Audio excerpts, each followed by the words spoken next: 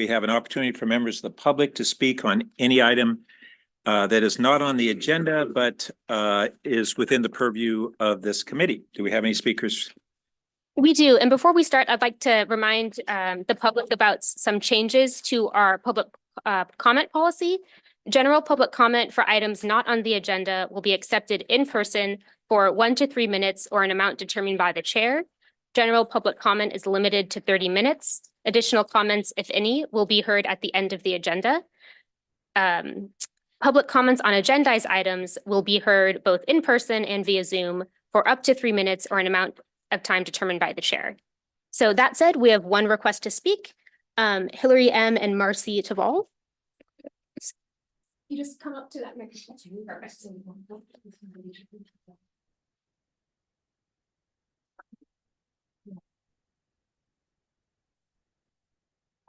Perfect.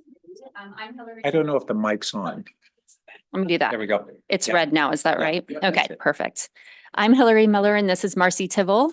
We're local residents and also are with Solving Fun, a company that's based in Palo Alto. This is our 3rd year. We are the ones who have created the Palo Alto Puzzle Hunts, which has been funded through the budget that your committee has decided to do. It's currently running. It's in its 3rd year. Our contract was only through this year though, and we haven't gotten confirmation yet that it's actually in next year's budget. So that's why we're here today. It's been a very popular family event that takes community members outside, off screens, and exploring all that Palo Alto has to offer. The most common feedback we get is that this hunt has taken Palo Altans to places they've never been to before. This year, we've already had a solver reach out to us just this weekend to let us know that their child wants to move to Palo Alto after they have finished the puzzle hunt, even though they live somewhere else. We have hundreds of testimonials over these past couple of years from happy solvers. Just let us know if there's anything that we can do to help get this into the budget for future years. Thank you. Thank you. All right, so we can now move on to our agendized action items. The first being discussion of the fiscal year 2025 budget wrap-up and recommended FY 2025 budget, including the FY 2025 municipal fee schedule for city council adoption. And Lauren, did you want to kick this off? Yes. Good afternoon, council members, Chair Lauren Lai, the Chief Financial Officer for the city. Also want to note this afternoon, Chair and committee, we have 2 other items, one of which we do have a couple consultants waiting in the wing to go over as well with us. So if I may have the slides, please. So the purpose of this afternoon is to wrap up the proposed budget and seek from the committee what you will formally submit to the council as a part of consideration for adopting the budget. So this is relating to the fiscal 25 operating budget and the capital budget and also the municipal fee schedules. Next slide, please. Let me just take a moment to mute this. Thank you. I'll give City Clerk a moment. Of course, of course. So this afternoon, we'll go over a couple of areas. As mentioned, we'll go over the budget process as to where we are in this cycle, talk through the wrap-up memo and what's included in there. We will look towards a committee for deliberation. We will also look at the multi-year strategy, which is the new table 4, review the revised parking lot. You may wonder why it's slightly different from what we looked at with council on May 13th. And then also summarize what we feel are going to be fiscal 25 staff work plans that we will undertake. And then what I call housekeeping when it comes to technical work like accounting and budget. You'll see we have what's categorized as technical adjustments, and I'll briefly go through that. So again, hoping this afternoon we'll get some direction from the committee that we can bring to the full council on June 17th. Next slide, please. In the context of where we are today and how we got here, so we've had several meetings with the council and also here as this governing working body. And then also we had a very informative community budget listening session last week on Wednesday. So where we are today is May 24th. 21st, as shown there, Finance Community Budget Wrap-Up. So next slide, please. So since the May 8th budget hearing, here are some things we want to bring to your attention before we unpack what's in the agenda report and what's in these slides as well. Is we received information from the council on May 13th, and additionally, staff was asked to further analyze operational impact, financial impact, and new information. So it's very apparent for most of you that the new information that jumps out at us is really the post-employee benefit retiree health, which I will go through. And I will also let you know at the beginning of the hour that we will offer you some multi-year phase-in and policy options as well to help balance and look at a multi-year strategy. So if you'll be patient, I'll go through all the technical slides and we'll get to that before closing. So want to just preface and say that, we really appreciate everything that's on the parking lot. These are valued services and they're great investments, but we do have limited resources. And so when we look at balancing the budget, hope to focus on the city vision, our council priorities, certainly our policies and what we may deem as core services. And then as resources allow, other areas outside of that. So next slide. To kind of walk us through the framework of hopefully this afternoon and also what's organized in the agenda report is what we call 5 or 6 categories. So we took the committee's parking lot and hoping to categorize them. So this afternoon we can get some quick conversations and decisions, moving things from parking lot to the actual committee adjustments. So we have them clarified here. One is clarification. In this category, in your tables 1 and 2, we're looking for clarification as to whether or not these move forward and or just confirmation. Grants, as you may recall, we asterisk these because these are organizational asks, and we're looking for a committee to determine what the fiscal 25 allocation is, if any, as well. There is one item that we're not recommending because we analyzed it and determined there are negative impacts, but certainly staff is present to dive into that should committee want. Other areas we felt they were associated with policies, priorities, and vision. So we tagged those to that category. There were one that we considered a deferral for reconsideration in fiscal 26 due to just balancing the budget constraints. Last but not least, quite a few of these we bumped into staff work plan and that we're going to take on in 25, and we're not asking for appropriation at this time. Okay, so next slide. As you may recall in the meeting we had last 2 weeks ago now, one approach was to look at the parking lot expenses first to see what the spend might look like, and then look at the resources next. So that's what we're going to do this afternoon is walk us through table 1. Table 1 is the revised parking lot and go through those line items. And then certainly this is not where it may land, but as of the beginning of this afternoon's deliberation. So as mentioned there in the new item before you really is the OPEB, the other post-employee benefits. So in fiscal 25, it's 2.4 million, and ongoing it's 2.6. So we're going to go into that a lot deeper in about 15 minutes. California Ave, car-free streetscape design. And then these next categories relates to grants. So we're going to seek committee confirmation on where that stands this afternoon. Okay, next slide, please. Second page of table 2, we go into areas that we need clarification for. So for JMZ here, we are reflecting on committee recommendation. This includes new staffing, new ticketing system, but then also we're throwing in there some promotional appropriation because we feel that if we can better promote JMZ, it could bring in some additional revenue. So there's a little bit of a change there. I believe it's about 50,000.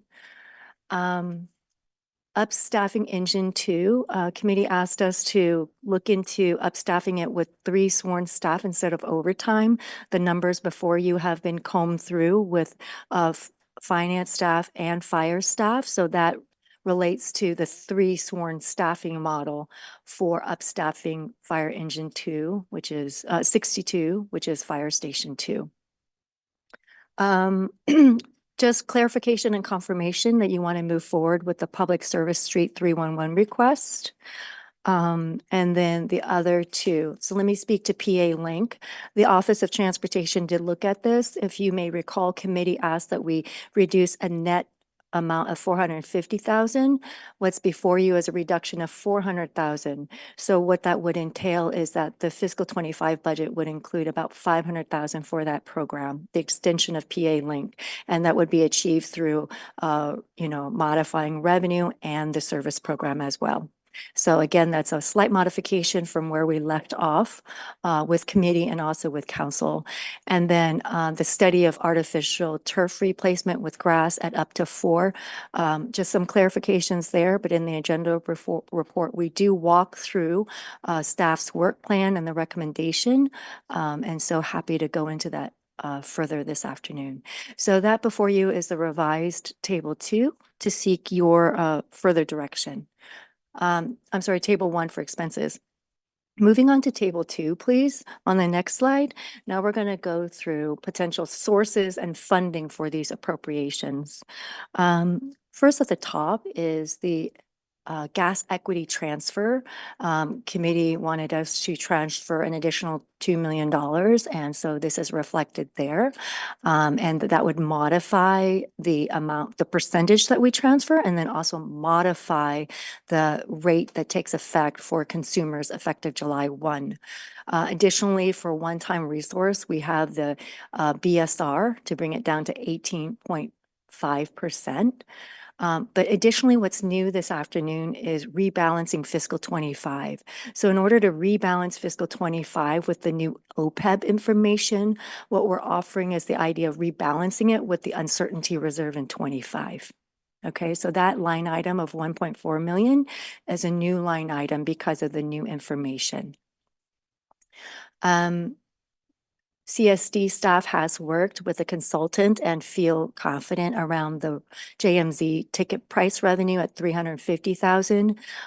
In the agenda report, it speaks to modifying the peak hours such that we balance the accessibility to our local community members as well, which is a concern to the community and also to the council and this committee.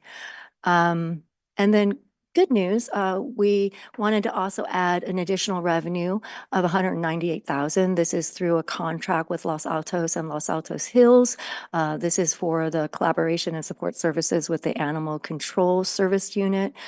We had overlooked that, so we wanted to bring that back in the budget balancing. Okay.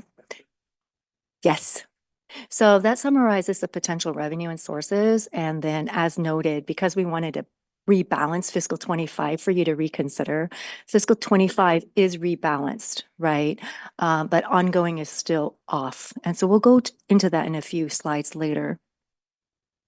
So next slide, let's talk about categories that are not on table 1 and table 2, not recommended.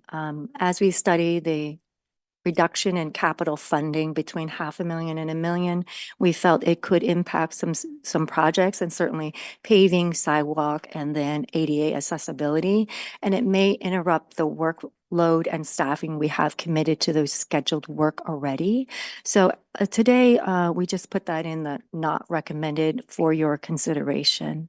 As noted, we have moved quite a few of these items to staff work plan, and no appropriation is asked at this time. So I'll briefly go through those.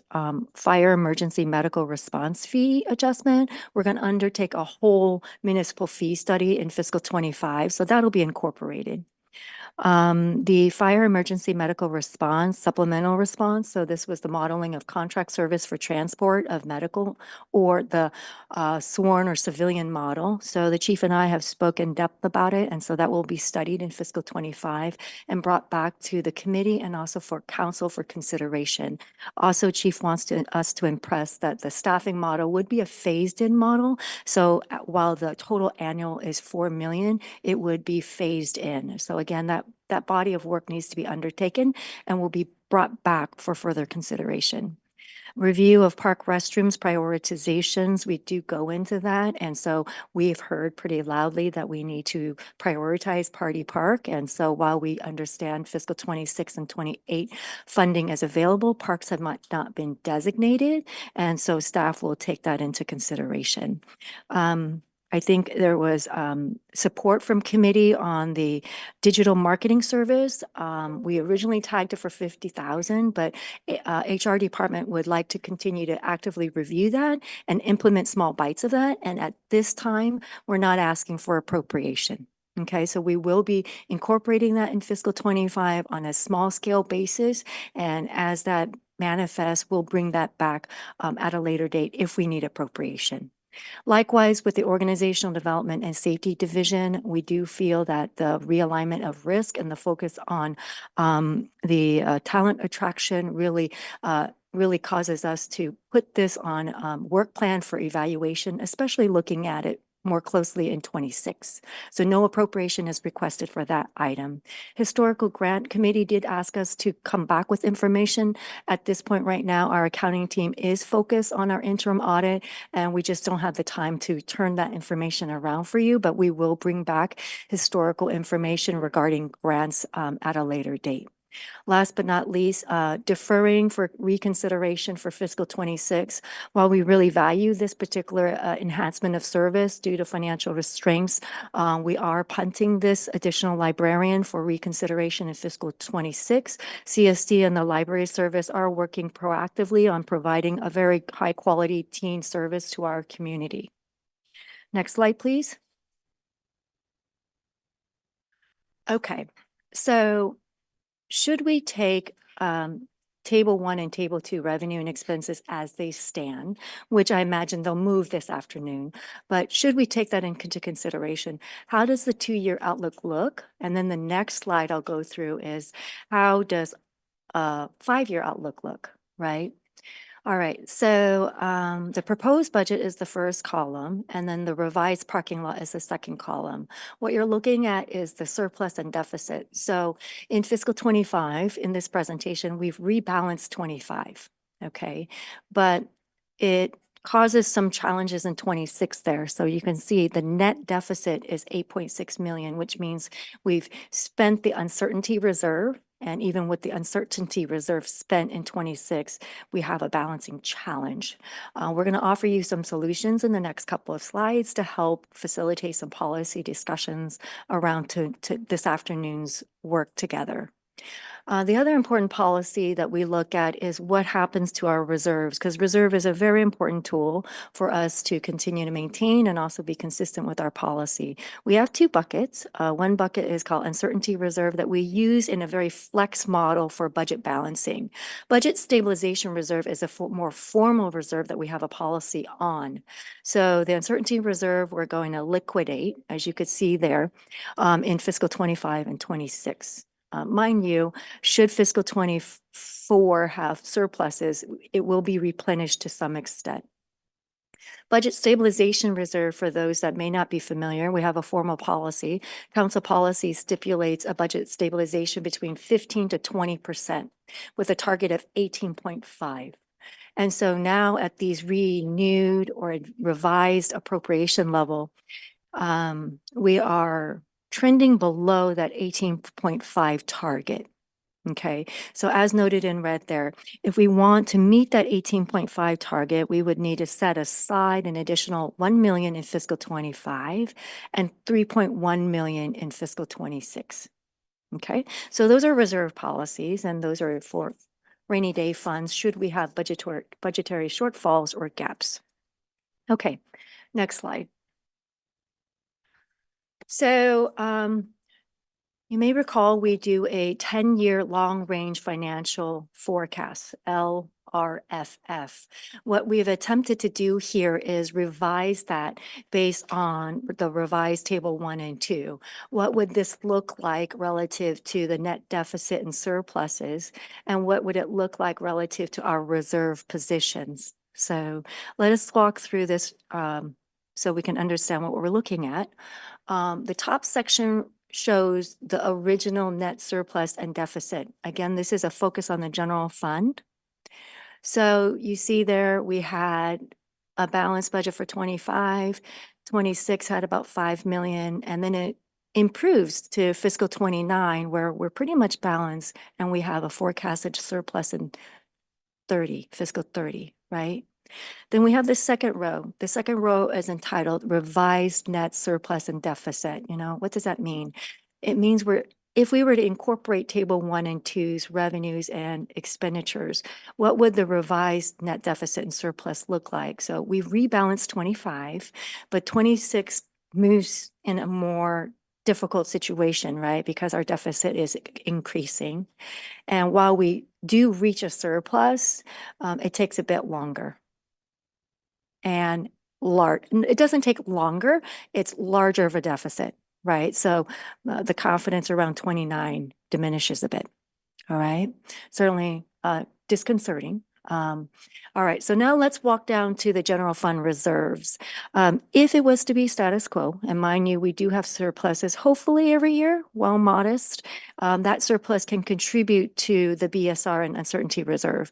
If we were to take this as a static position, right, that's a major assumption. If we were to take this as a static position, what would happen to the projection of our BSR and our BSR as a percentage of our operating budget, right? So these are tools to help guide policy decisions. And we know a budget that's $1 billion has a lot of assumptions, but should we stay with this level of services, this is quasi what a long-term forecast would look like. All right, next slide.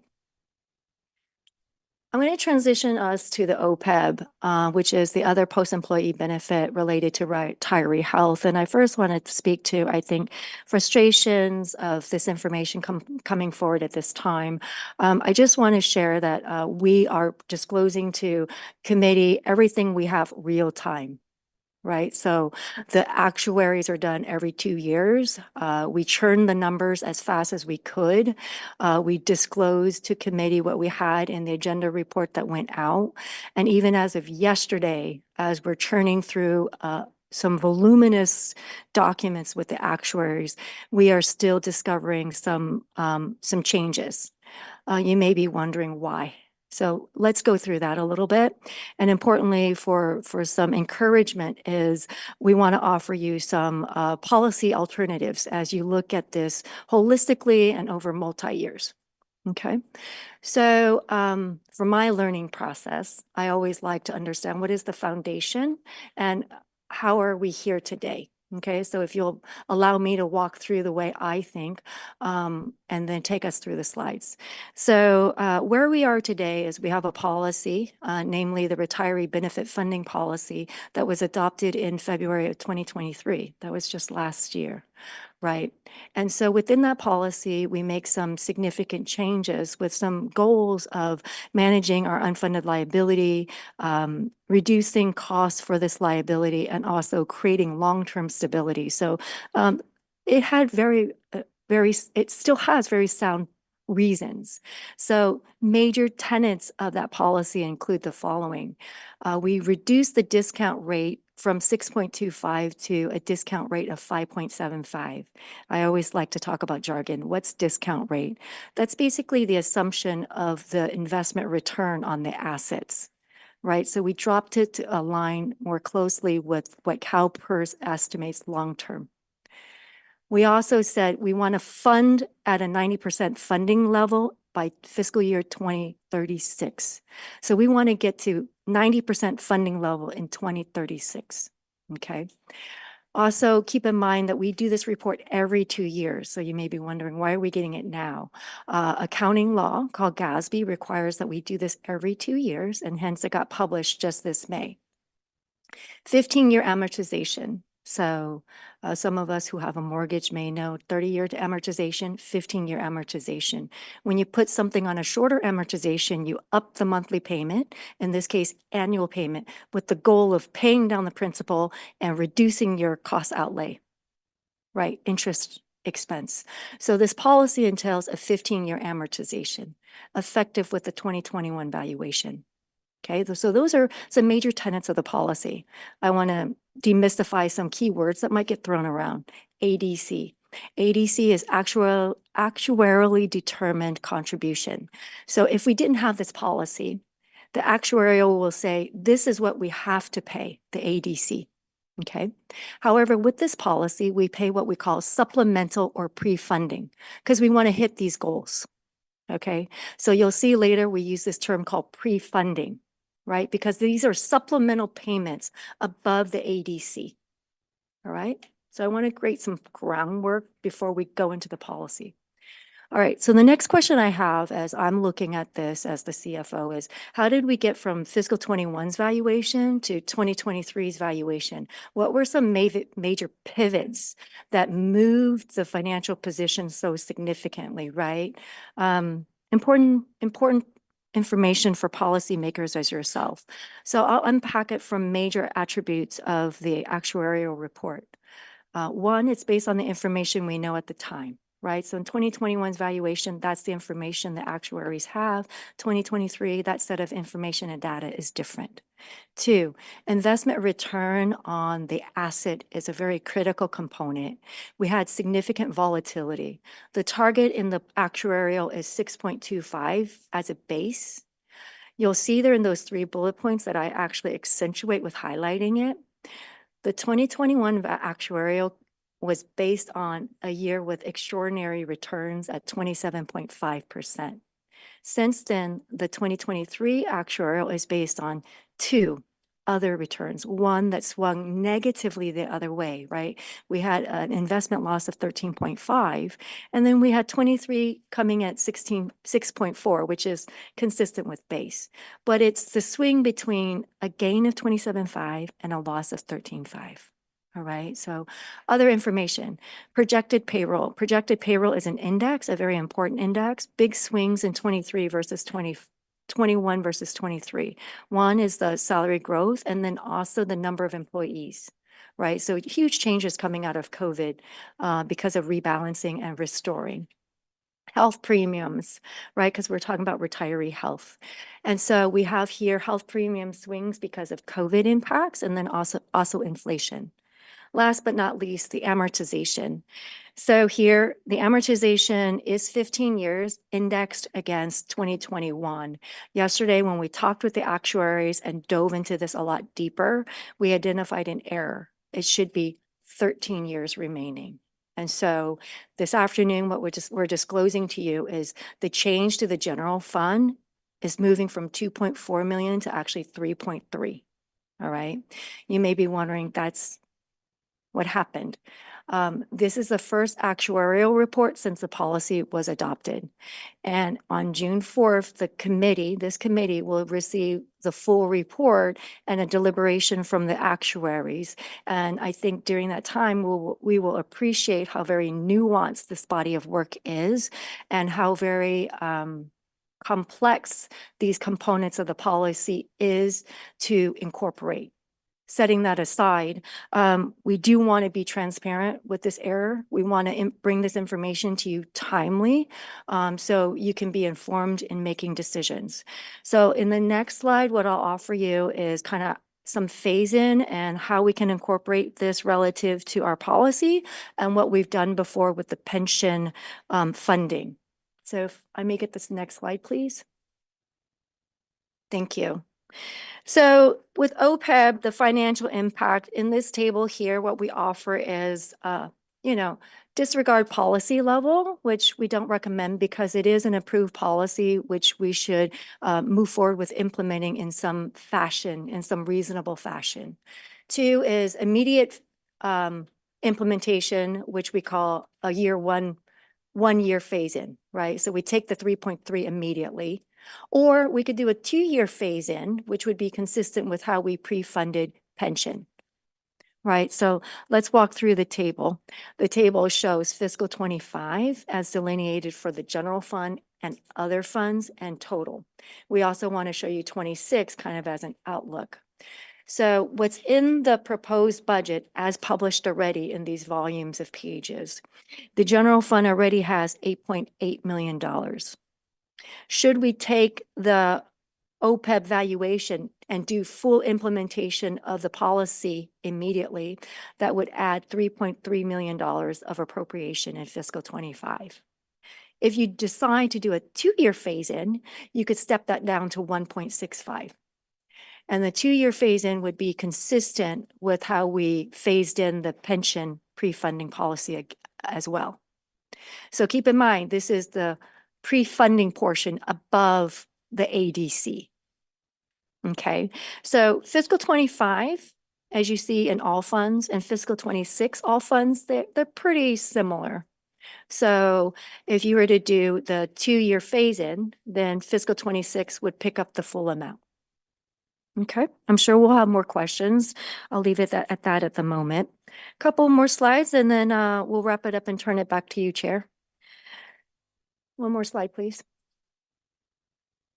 So this afternoon, if we may get your direction, we will move the items from the parking lot, the yellow table, over to the green table, which are going to be the formal committee adjustments proposed to the council for June 17th consideration.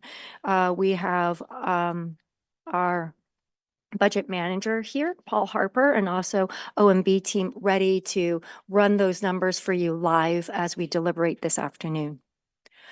Last slide, please. 2 more slides, actually. So what you have in your attachment B is what we call staff recommended technical adjustments. So these are administrative adjustments, but I do want to be concise with you as to what you will be considering. One is in the municipal fee update. We wanted to add a new affordable housing fee waiver that was overlooked, so want to do that. The utility rate update, should committee move forward with the 2 million, we would be modifying the overall rate increase by 12.5% effective July 1, 2024. And then the water rate, as you may recall, committee wanted us to bump that down. So it would go about an overall rate increase of 9.5% instead of 10. We are going to undo the water system operations staffing reclassification.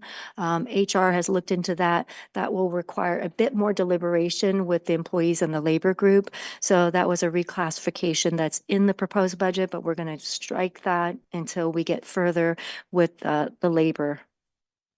In the capital side, we have a couple of housekeeping. You may recall the Bayland board's piling repair. The bids came in. There were 200,000 above engineers estimate. So given that we have that fact already, we're going to roll that in. The gas system customer connection was a clerical adjustment. So that is a modification of 700,000 to that project. And then last but not least, as we shift the $2 million for the gas equity transfer, that will have a momentary change to this project, the gas main replacement project.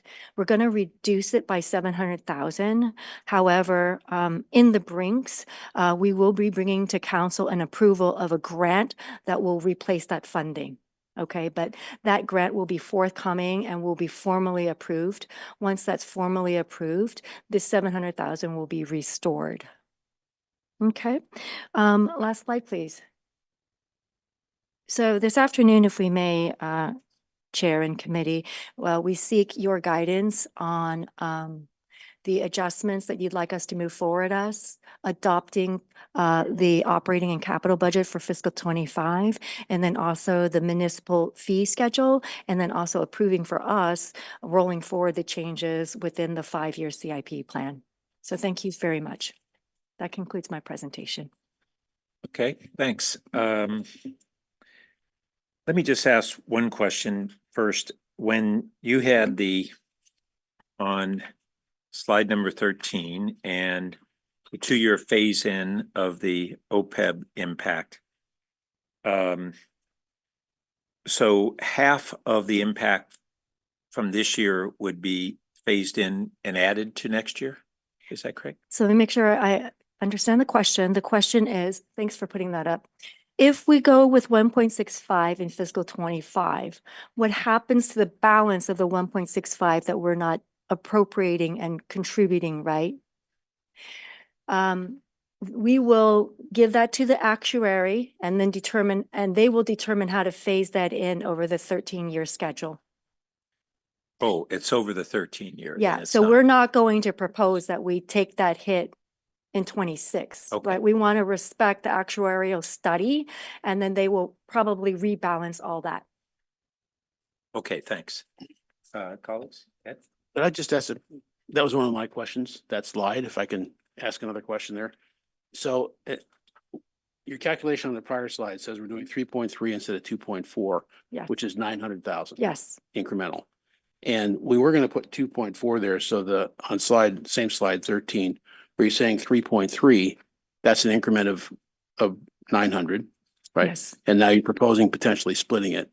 And I'm not quite sure what the 5.2 is in that row, Wonderful. City Clerk, may we have that slide back up, please? other funds. Yes, That's utilities. that would be slide number 13. Thank you. Right. So is a question, what the total fund 5.2 represents relative to the 3.3? Yeah, but the 1.9 is what I'm focused on. Oh, perfect, perfect. So in that column called other funds of 1.9 million, a lot of that has to do with enterprise funds and other funds that are other than the general fund. But that's not part of what you would be paying in multiple years, right? Yes, we would be. Okay, Yeah, we would be contributing all three columns in this case, right? Because we have employees that are funded by various funds. And so this update would affect all those funds. so is there a slide that shows the impact of phasing in this? As opposed to slide 11, where you showed it all? I think 11 is without the phase in. We had to do a back of the envelope as well. What we can share with you is the implications for 25 and 26. And as I noted, the out years, we will defer to the actuaries. And so in 25, if you were to rebalance, that would rebalance 25, right? So we would, if we go back to slide 11, please. Yeah, you have that at 0, so it's balanced. Correct. And so what will happen in 25 is that we'll get a take about, let's just call it 1.7 million, okay, for the sake of our conversation.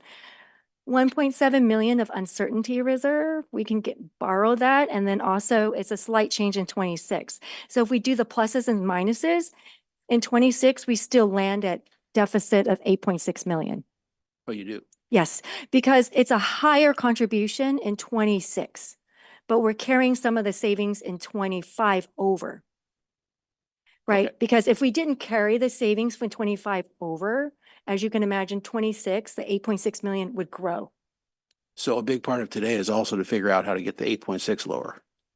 Desirably and Hmm. improve, right? So when we flow the 2-year phase in, it keeps 25 at balanced and 26 from not growing further. So it would remain at 8.6.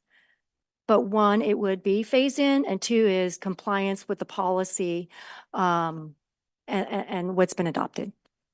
Right. So in the staff packet that just sent us in advance, those table 1 and 2, you had showed table 2 with revised parking lot is actually a plus by 14,000. Let Yeah. me get there. You don't have page numbers on here, so I can't give you the page number. But I'm Oh, sure you yeah, can find okay. it.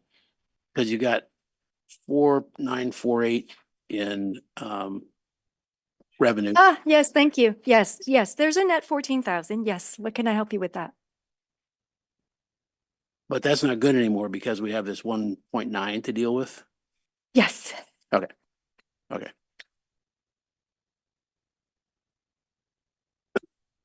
Let's see, any other big picture? Yeah, one of the questions I actually asked you by email, but for everyone else, I'm not sure what we decide is an ongoing expense versus something that has to come up for approval every year.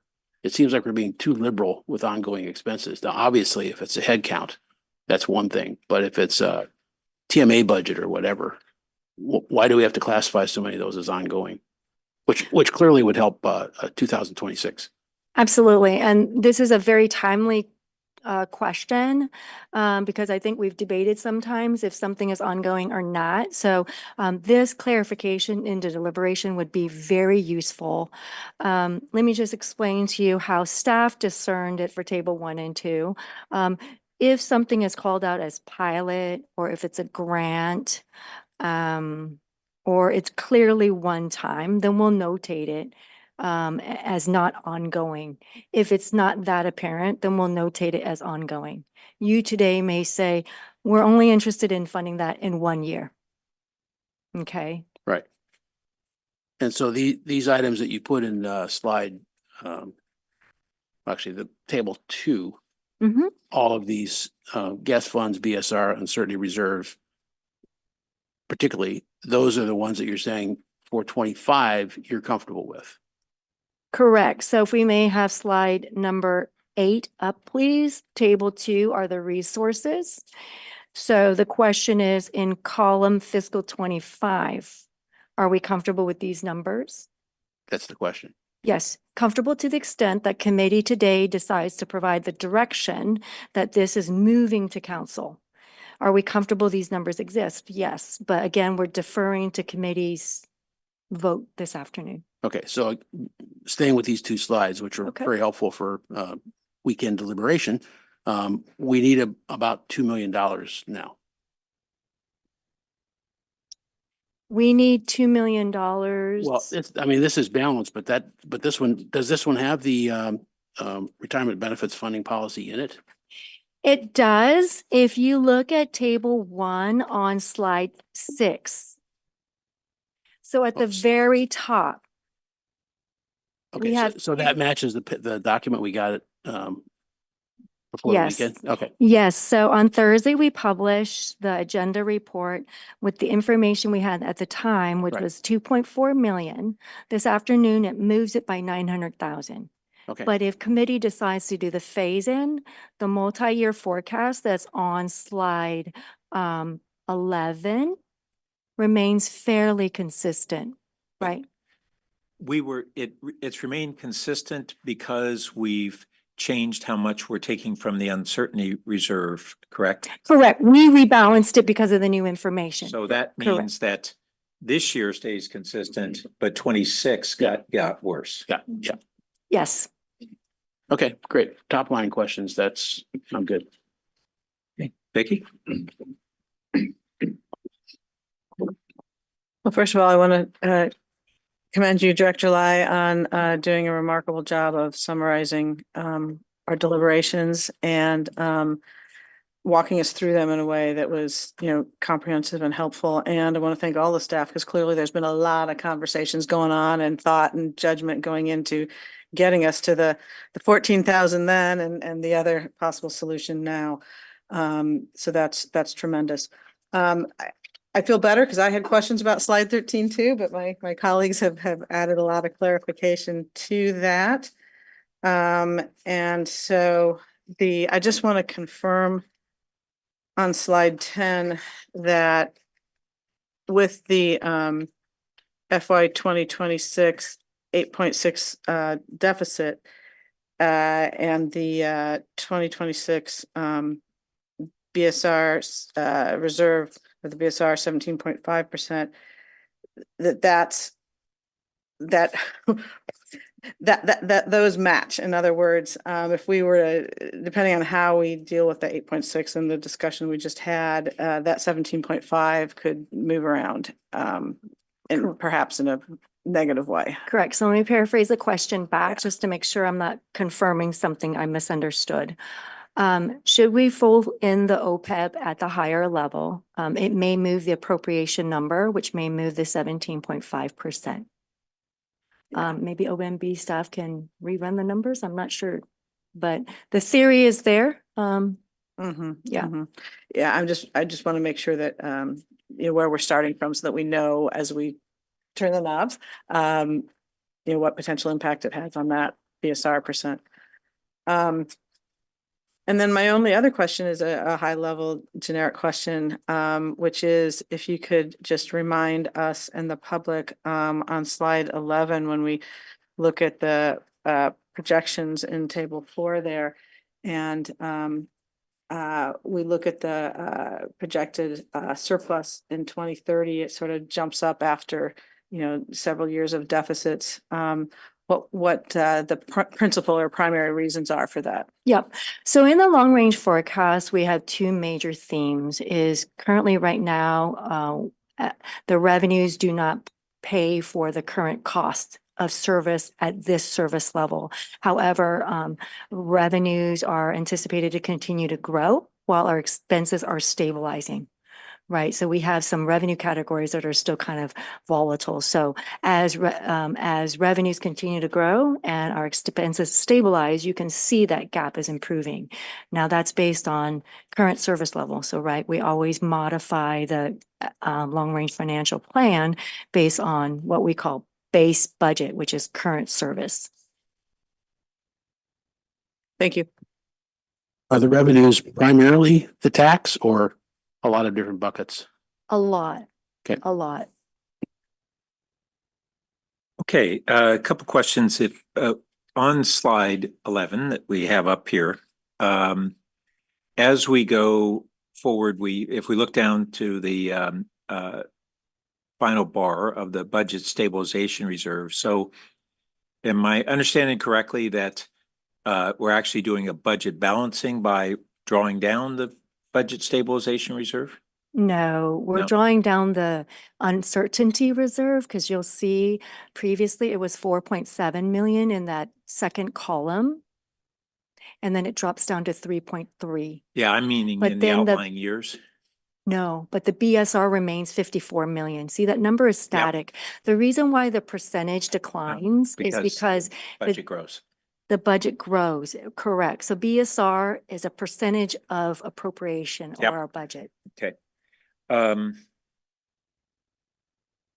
one thing that we need to bear in mind is that when we have end of year surpluses, like we typically do, we've historically, we had set a policy that unless there's other council action, that half would go to our section 115 unfunded pension liability, and half to the capital program of supplemental contribution. And so if we, as Lauren mentioned, that whatever surplus we may have, we were talking about adding it to the BSR to restore that, but we can't add it all three places at once. And so if we add it to the BSR, we won't be having, in theory, those supplemental contributions to the pension and the capital plan. And if I think it was already clarified to us, for this year, we already have a tentative $3 million surplus for FY24, the last update we had 3 years or so. And that's already baked into our carryover amount, correct? The mid-year surplus. Oh, yeah. Yes. At mid-year, we did recognize some additional revenue, and that's in 2024.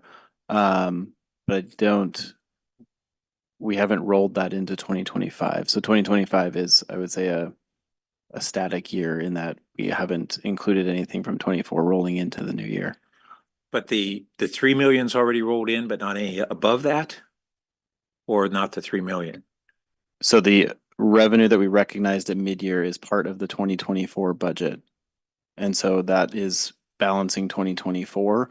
As far as I recall, we have not used any money from 2024 beyond the uncertainty reserve to balance 2025. Okay. And Did we spend it all?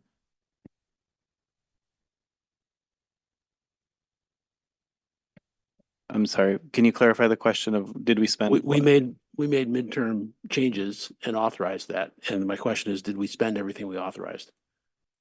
Any surplus to the surplus? Sorry, I'm thinking about how to answer that question. So we have appropriated funds and recognized revenue to keep 2024 balanced. I think what we would need to do is look to see how we are tracking in 2024 to see if there are any savings in 24 on the expense side and to see if we have any additional revenue beyond what we've already recognized at mid-year to answer that question. Yep, excellent. Okay, and at the mid-year, I think we were told that we aren't expecting significant increases in revenue over the second half, nor significant savings on expenditures. That was a little bit surprising to me. And I don't know if we have any updates on that, but that might help kind of inform us on how tight of a situation we are. Yes, we are in. there's a Q3 financial report that's coming to the council or committee. I believe it's council as an informational report. So there's certain areas of revenue where we feel we're going to hit or be slightly over, but I think Chair, you mentioned it before, surpluses are going to be modest. So And then on the expense side as well. So what, can you give us the encapsulation of what's in that Q3 report on both revenues and expenses? we did not do an extrapolation of expenses on savings because, you know, as you may recall, in the fall, we reappropriate as well. So, you know, we did not do an estimation on the expenditure savings. I mean, we've been very interested in, for instance, the what's the impact on vacancies as well Yes, as other savings? Totally agree. Yeah. Totally agree. Okay. And then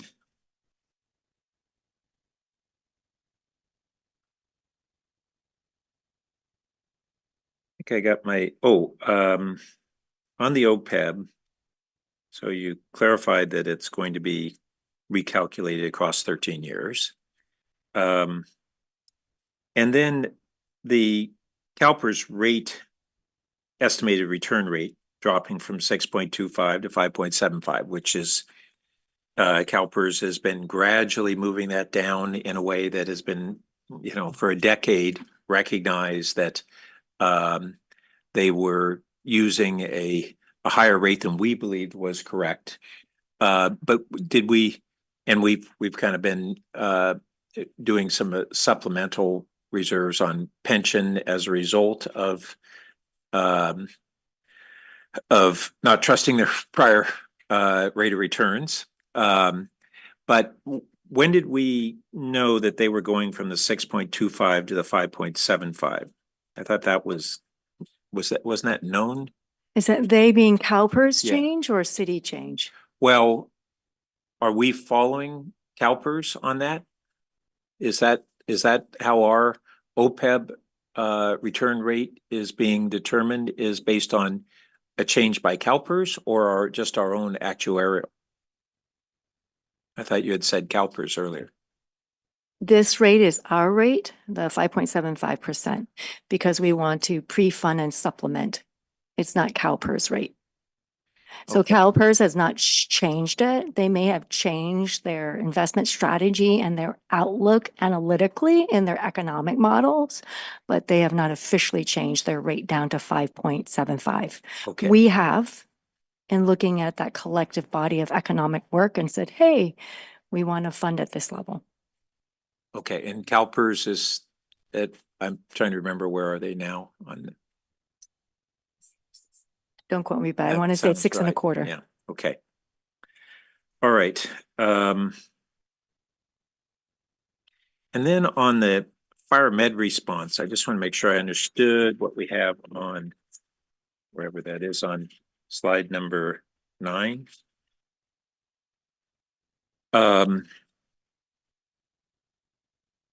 So it says to 1.0 to 4.0 ongoing. So what's in the budget out of that? For paramedic response, nothing as in terms of enhancement. The existing service level is in the budget. Okay, so and then this, what's in this second bullet under staff work plan? Can you explain the 1.0 to 4.0, if it's on the budget, what is it? Well, it's listed here, right? is that a prospective expense if we would change the service model? That's what that is. Correct. So outsource to a contractor for just transport or staffing it with civilian or sworn staff, which could provide enhanced services and flexing with fire engines as well. So that could grow to 4 million depending on the staffing model, but then there would be some flexing with engine support. And that's net increase because would there be additional revenue or we don't think the revenue would change? The revenue would change, but I think at this point, a lot of this net cost is a net cost to the city. So I think for policy planning purposes, we've just pegged it to the cost at this time. Okay. And one small question. I didn't recall the cost of the puzzle hunt. I'll check my email, but I believe Maybe the a- numbers here. Maybe we can even ask the public speaker. Sure.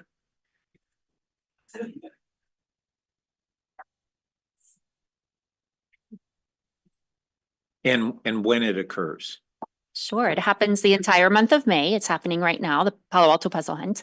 We're in the third year and it's, Solving Fun we work with the Parks and Rec Department, to create it. We do most of the advertising for it and all the different pieces of it. And it's about $25,000. Okay, thank you. Mhm. And is there anything in the budget for it? Perhaps Director O'Kane can fill us in on the status of that as a ongoing review. Sure. Good afternoon, Kristen O'Kane, Community Services. So the puzzle hunt and summer concerts were bundled in the budget as, I believe it was family events. The puzzle hunt and one of the summer concerts was not included in the budget for balancing purposes. So it's possible we could work with Solving Fun to continue doing the puzzle hunt with some of our special events budget, but I would need to confirm that with the staff who manage that budget. And while we have you up there, we have this citywide special events and programming where we just lump together primarily some funding that we had as one-offs, the UNAF funding, the Neighbors Abroad, the Third Thursdays, and then the Magical Bridge programming. We put in 200,000, but these projects add up to more than that, particularly with the Magical Bridge at 150,000. And can you, from what we've received from Magical Bridge, I guess there had been a request to staff to have it be part of CSI programming. And they had thought that was going forward and then it's not in the budget. Is that correct? So we had discussed with Magical Bridge Foundation their request.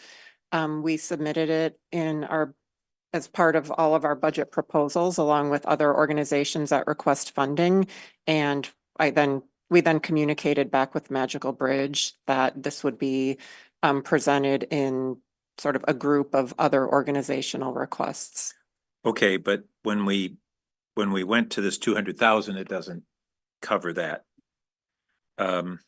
Correct. So, and just on a side note too, just speaking with Magical Bridge Foundation, the request was for 150. However, they could scale back their request to meet our budget. Okay, needs. that's helpful. And do we have any sense of? We have not gone They through that. basically yeah. could just scale it back and only provide as much service as they have funding for? They could. We haven't gone through the details of exactly what pieces of that initial proposal would be included. Okay, and then we Chair have Burt, on- sorry, just a reminder on that one, the $30,000 for Neighbors Abroad is already funded in the budget. It would be moved into that pot of money. Okay. So then- just to clarify, So that is a piece that's that- already funded in the budget. Okay, so that's not a net increase for that category there. And UNAF, is there any in the budget for UNAF? At this point, no, there's no funding for Okay. UNAF in the budget. And nothing in the budget for Third Thursday, right? No. Okay. And then I did want to ask. Chair, I'm sorry, Chair, yeah. on this topic, while we have Director O'Kane up there, I did fail to mention, should we move forward with the citywide events and programming in fiscal 25? CSD staff will take on some of that support work, but we do have a placeholder here because it may require one FTE to do the administrative work associated with all that. And so I didn't want to miss the That was my opportunity. next question, Okay. because when we look at most of that, Neighbors Abroad, UNAF doesn't require any administrative work. It's just transferring funds to them to provide that. I don't know whether Third Thursday and Magical Bridge, but I was surprised that for on the upper end of, if it was Third Thursdays and Magical Bridge that did require any administrative work, it's to give 190,000 to a couple of nonprofits who work very lean. We would need in the future an ongoing of 125,000 in a staff position. That didn't make sense to me. Totally fair. It's just for awareness. And so it's not a set cost. And so as Director O'Kane had mentioned, in fiscal 25, it will be absorbed, but should it expand and be more than anticipated, that could be out there, right? Because it's a whole new area. Yeah, and if I So- could also add that in addition to perhaps the disbursement of funds, I think there is some assumption that were this to be a program, that there will need to be setting criteria, selection process, decision-making by the council, all of which needs to be supported, including follow-up work to our nonprofit audit on identifying for various types of grants, what expectations there are on the city or from the city with the nonprofit, how that gets incorporated into agreements. And it's basically a relationship that's established between the city and nonprofits as well. Yeah, I can see some administrative support. That much in proportion to what it is was surprising to me. Okay. Well, I have a couple others, but why don't we see if there are any other members of the public who wanted to speak? We have 2 requests to speak. Chair, how many minutes would you like for a public 3 comment? would be fine. Okay.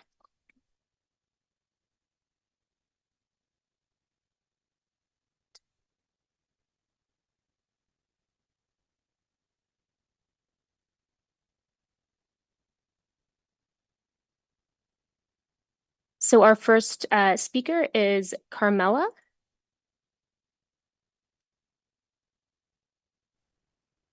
Hi, good afternoon. My name is Carmela Abraham, and I've been a resident of Palo Alto since I was 5. So some 50 odd years. And I have a special needs daughter, as well as 2 typical children. And we have been delighted, and our entire family has been delighted and has taken advantage of both Magical Bridge Park, but especially the programming. There is nothing else in Palo Alto that meets our oldest daughter's needs that allows my younger 2 to participate. It is for us a essential part of living in Palo Alto. So the funding that goes towards those programs, they include things at the park as well as collaborating with the theater. It allowed our entire family to go see Beauty and the Beast, and that's something normally we would have to find a babysitter for our oldest daughter. So I would like to encourage you guys to seriously consider it. There's no swimming, there's no other programs, there's nothing except for what Magical Bridge provides for the disabled. Thank you. And our next speaker is Olenka. Thank you. Hello, members of the commission, and thank you again. So I'm Olenka. You know, and for those that don't, I started the Magical Bridge Foundation very organically because, as Carmela alluded to, sadly, our city does not include people like our families in the planning of programs and services and other supports that our families need. So whenever we go somewhere, we consider everybody in our family, which includes Ava, who does have disabilities. And every fourth person in our communities today does have the need for some thoughtful programming and thoughtful services. And we've been sort of talking about this for a fair number of months. And to be perfectly honest, it is disappointing that we find ourselves having to advocate that our tax dollars are going to be flowing towards families that live here and try to connect with their community members. So the investment that we are asking this commission to make for the $150,000 so that our foundation does not have to pull from our own donors and to create innovative solutions so that families like Carmela's and mine and countless others, I mean, we've really not alarmed the community about the fact that our city budget does not even really consider the needs of many people with disabilities. But I think that they would join our astonishment and candidly our disappointment that we're not worthy of that. So what our foundation is offering to do is at least be a starting point so that we can continue the programs and continue to do the services that the city families have come to expect, but we have been paying for it out of our own foundation for 9 years. So the 150,000 would allow us to continue in a very magical way, and families like Carmela's and mine and many others would continue to enjoy, and we would be able to further innovate and collaborate and do much more even than what we've been able to do. So we are here to really enthusiastically encourage you not to look at it as, you know, where can we cut Magical Bridge, but how can we do more for this population and support people like our foundation who have been doing this with pleasure and with, with the pixie dust that we bring to every event, but we just can't continue to support it and really don't feel that it's our responsibility to do that. So thanks for considering it. You all know how to reach us. We're happy to discuss how to make this partnership as very magical as possible. Thank you. That's all our speakers. Thank you. And I'll just note as I kind of did the math under that citywide special events fund with the clarification that the Neighbors Abroad is already in the budget. So basically, if I understand it correctly, we really have 230,000 tentatively in the budget, the 30 that's already in there and the 200 additional that's in this here. That's correct, yes. Okay. And then we have, if we subtract the UNAF and the third Thursday from the 200, we would have 115. And so if we were to fully fund Magical Bridge requests, we'd need to add 35,000 there or figure something else out. I did want to note on the Ramona car-free streets design. I was taken back that we have budget for $250,000 for just design on, I don't know, it's about 50 yards, half block. And from what I've heard from some of the businesses there, they'd be enthusiastic on kind of a next step on their just working with staff and our outstanding now staff person, Bruce Fukuji, and our Steve and our other staff folks to come up with some next improvements. And they're not feeling a need for that expense to go toward the design. So in my own mind, that's one area that I'm thinking of that we could have a reduction. And then on the PATMA, if I remember correctly, this request basically, they had been bleeding down their surpluses for their operations the last few years. And so the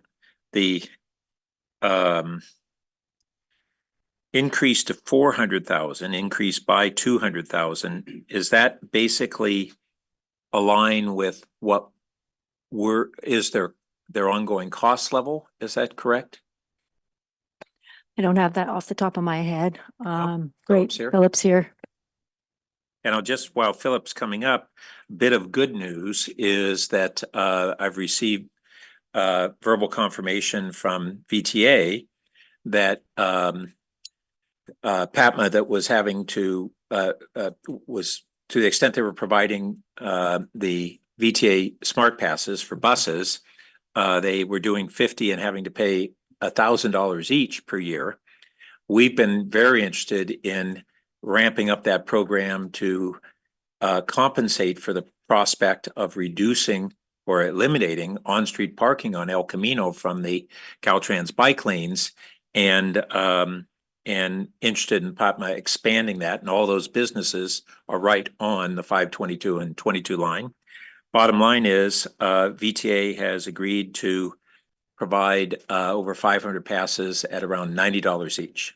And so they'll get 10 times the number of passes for the same dollars that are actually they're already spending. So it doesn't reduce their dollar amount, it expands. Well, it could if they don't give away 500, which is going to be a lot of retail work for them to do. So it might help their budget a little bit, but anyway, that's If I could just comment on that, Chair, Council Member, Board Member Burt, if we could only give you a commission off of that, because you earned it for sure. That was huge to get that much leveraging of the funding for the purpose of the passes. So Well, thank you. I'm glad VTA is doing. They're treating it as a pilot right now because they would have to readjust their programs. But I'm actually really it's something that I think is a pilot that VTA should expand throughout the county. So I'm hoping we'll be a model on that one. And hopefully our businesses, in particular along El Camino Real, will be able to take advantage of that for their employees that are right there along the VTA corridor. And they qualify because we're providing them for employees, I think, making $70,000 a year or less. I don't remember I what think the that's threshold is, but yes. So go ahead, Terrific. Philip, sorry. Oh, thank you. And I also concur with all those comments. Thank you so much. For the PATMA, I believe that the annualized amount that they had received for last year was approximately 350, but I also believe that their spend rate for last year was about 385 annualized, approximately due to the reserves, which they've expended. So yeah, the 400,000, which was their mid-range request, yeah, that's pretty much in line with their spend rate over the past year, noting that commuters have returned, and also recognizing the El Camino Real. Yeah, that we're asking them to expand their services. And I know that they're even waiting in the Stanford Shopping Center, which I frankly think Simon would benefit greatly from, and I hope that they will contribute to PATMA going forward. Okay, colleagues, questions, comments as follow-ups? I just have a general sort of generic question, sort of processy, with respect to the revised parking lot table 1 expenses. There's a lot of amazing organizations that provide terrific services. So this is not at all questioning them. It's more about just it's sort of a generic question. These numbers, you know, some of them in excess of 100,000, but even others below that. Typically, do we just sort of say it's on, you know, that number makes sense? That's kind of how it's been before. Do we have any visibility into how they spend it? Sort of like a grant application would typically say this much for that much for this. That's how we built up the number.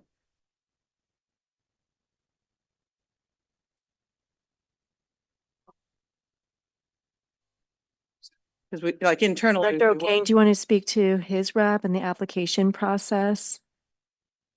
And the performances that come out of that review, maybe? Sure. 'Cause I believe that's kind of where the question's leading. Yeah, and I don't mean to put you into a lot of detail, but like we would have visibility to like, I don't know, what was staff, what was materials, what was marketing, what was like, I mean, do we, or not for these? I'm just curious what. For the his rep contracts? Well, for the things I represented apologize, in, I so didn't I hear think the a lot of these question. are his rep, but this new citywide special events and programs, just the things. They're in- not his rep.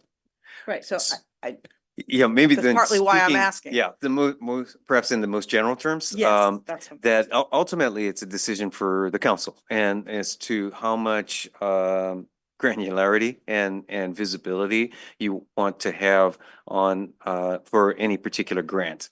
And to reflect on, I made reference to an audit that was done at this point a couple of years ago by the city auditor's office that looked at our just holistically our relationships with nonprofits and agreements with nonprofits and pointed out some areas worth noting, in particular that the HISRAP grant program is a model in that it actually does provide a fairly high level of review and transparency to the grantee as well as what the grant is for, which is great from an auditing perspective. And so perhaps that contributes to being so supportive of it.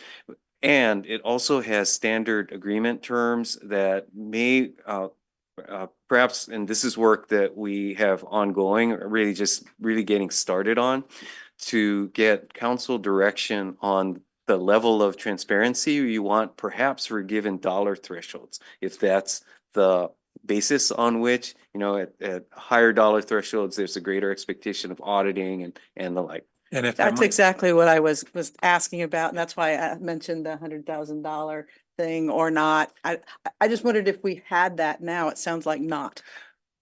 Again, HISRAP is probably the best Yeah. example of that since it is an existing program. But for something like this, it's kind of blank slate as far as how detailed or not. you want And it. that's it. That's really what I was And trying. if I might add there, I'm talking.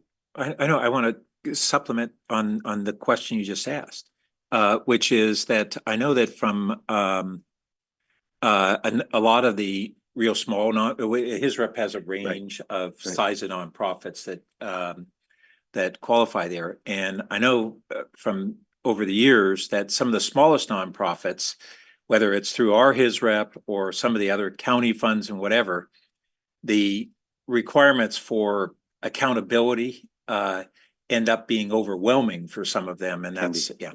I was going to move on to that point, and I will now, that I think we need to not overburden these groups that we love, but on the other hand, I think there ought to be some parameters and guidelines. I don't know what exactly they are on the fly, but perhaps over, once you hit six figures, I just think, and for what it should and should not be used, maybe generically, something like that, as opposed to just a number for an organization, feels a little more like a better stewardship of these outside the HISRAP program. Yep. And in fact, so my office has the assignment soon after you get back from your break to do a study session with the council on exactly that point. Excellent. And again, it's a follow-up to a recent audit.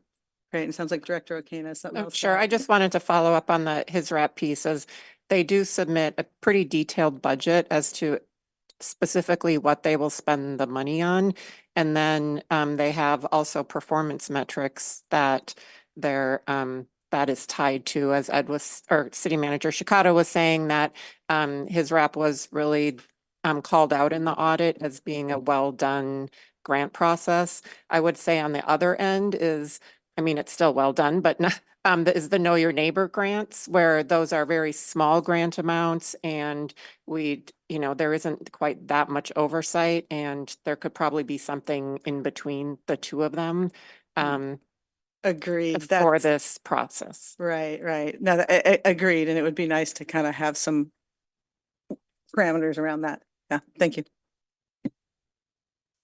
Yeah, I'm gonna step back out of this yellow bar here for just a second, but one of the things I was gonna comment on was this, so I'm gonna take that one first. First of all, I want to say that all the things on here are asks, and there's no limit to nonprofits, particularly in the city, that would like to have more of the city's money, and there's nothing wrong with that. But we have to make some choices, and I think we should make the choices in the way they're being discussed by my two colleagues here. I think HISRAP is a good model. I'm in Rotary, and we give money away to nonprofits and also to vocational students. It is a rigorous process that takes a long time, which is one of the things that Ed Chikata is talking about.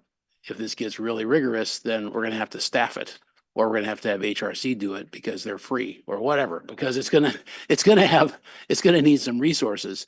But when we get to these pretty small numbers in the context of what we're studying, I'm not even sure we're the right ones, to initiate the study of this and to initiate it without anything, as opposed to what we generally do, which is show us your balance sheet, show us your use of proceeds, show us your donors. Do you really need this money? We're kind of, even under low numbers, a bit of shooting in the dark. So I would ask for a more rigorous process on some of these. So then also just relative to what we want to accomplish today, I think we should do a couple things. One is just figure out how much money now do we want to save from what's already here, but also from what's already here. I don't think we should just look at these parking lot items. We might ask all these people, their department heads, to cut 10% of their budgets. No, just seeing if you're paying attention. Nobody jumped up. That's not good. But there are some things that we might go back and ask about. I'll just use an example, which I don't think is necessarily the correct one, but this item of the 311 line for support catch-up, I would strongly support that $100,000 because we're giving inferior customer service and we're bragging about that service. But maybe we go back to that department and say, can you find $100,000 somewhere else? I know the answer is going to be, I already tried that, but I don't think we should just, my point is, I don't think we should just look at this page and say, this is all the work we have to do. If we want to go back and ask for some other things. I think we approved 22 new positions? Was in the budget? And now you've pulled out about 4?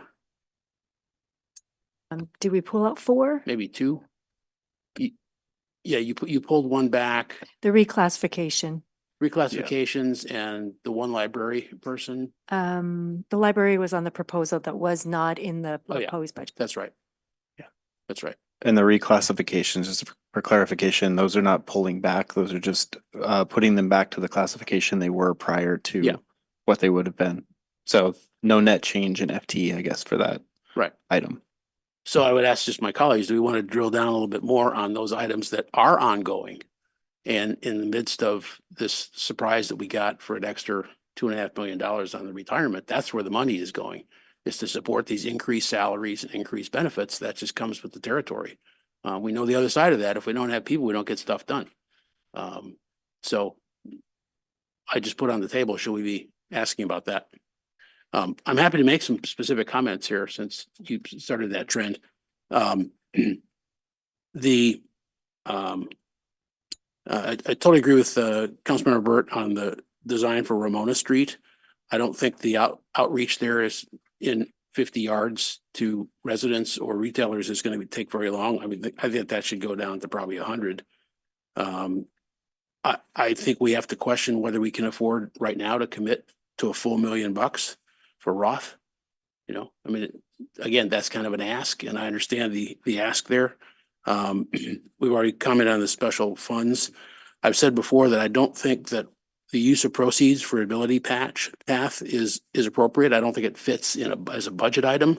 That would be more of a his wrap thing, and that's a big number. So I would actually recommend we take that out.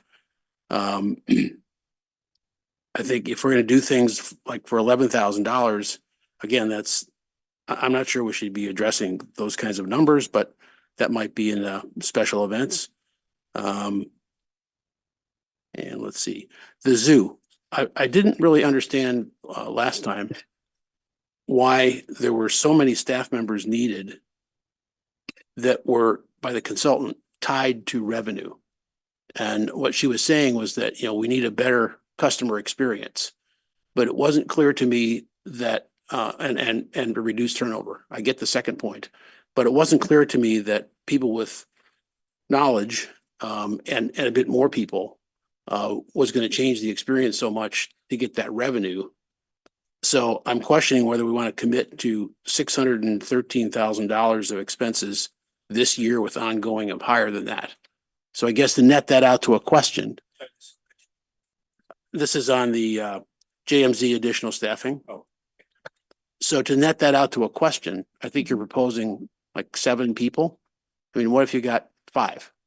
is that going to materially affect the experience? So the request is to convert 4 part-time animal care staff to full-time and to add 2 new guest services positions. So how that equates to the visitor experience is right now, the animal service staff are focused on caring for the animals.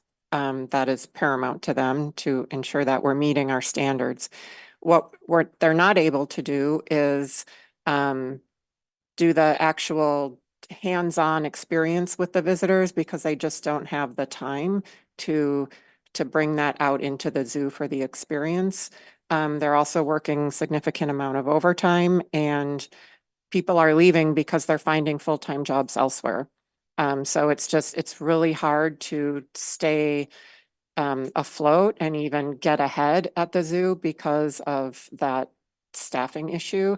And then with the guest services positions, it's similar. We have a lot of part-time staff that are not always staying for a long period of time. And they also, we need people out on the floor to manage guests, to answer questions, to just provide a safe and welcoming experience for everybody. So what's the net FTEs? Is it 3 then or 4? Well, so it would be 4. Yeah. makes sense. Yes, yeah, it would be 4. Well, no, it's 4, but you already have 2 part-timers, which is 1. No, we have 4 part-timers. Oh, I see. Okay. So, I mean, what if we said, let's give it a try with 3? That probably saves us $200,000 in benefits and so on in this year. And let's just take a look at, see what happens. I mean, So- that's the kind of approach I think we need to take here. Chair, should I comment on that now or wait and go through all of them in my turn? Which do you prefer? We can go on this topic. Can I, oh, I'm sorry. Of course. One thing I do want to point out is we don't expect that conversion of the 4 part-times to occur till about January. The reason being is that those positions don't exist as full-time regular positions. So we have to create that new classification. So it's really only probably half the year that those, just the animal care ones will need funding for, because we have to do that conversion. And is that fraction of the year all that's in the budget? I can speak to that. So, yes, so the 4 part-time FTEs for the animal care position, converting to 4 full-time FTEs is assumed half a year. Got it. The 2 FTEs for guest services positions, those are a full year in 25, and that would be 234,000 for 2 positions, 2 guest services. So if the thinking is we would reduce it by 1, the savings is about 115. Including benefits or? Yes.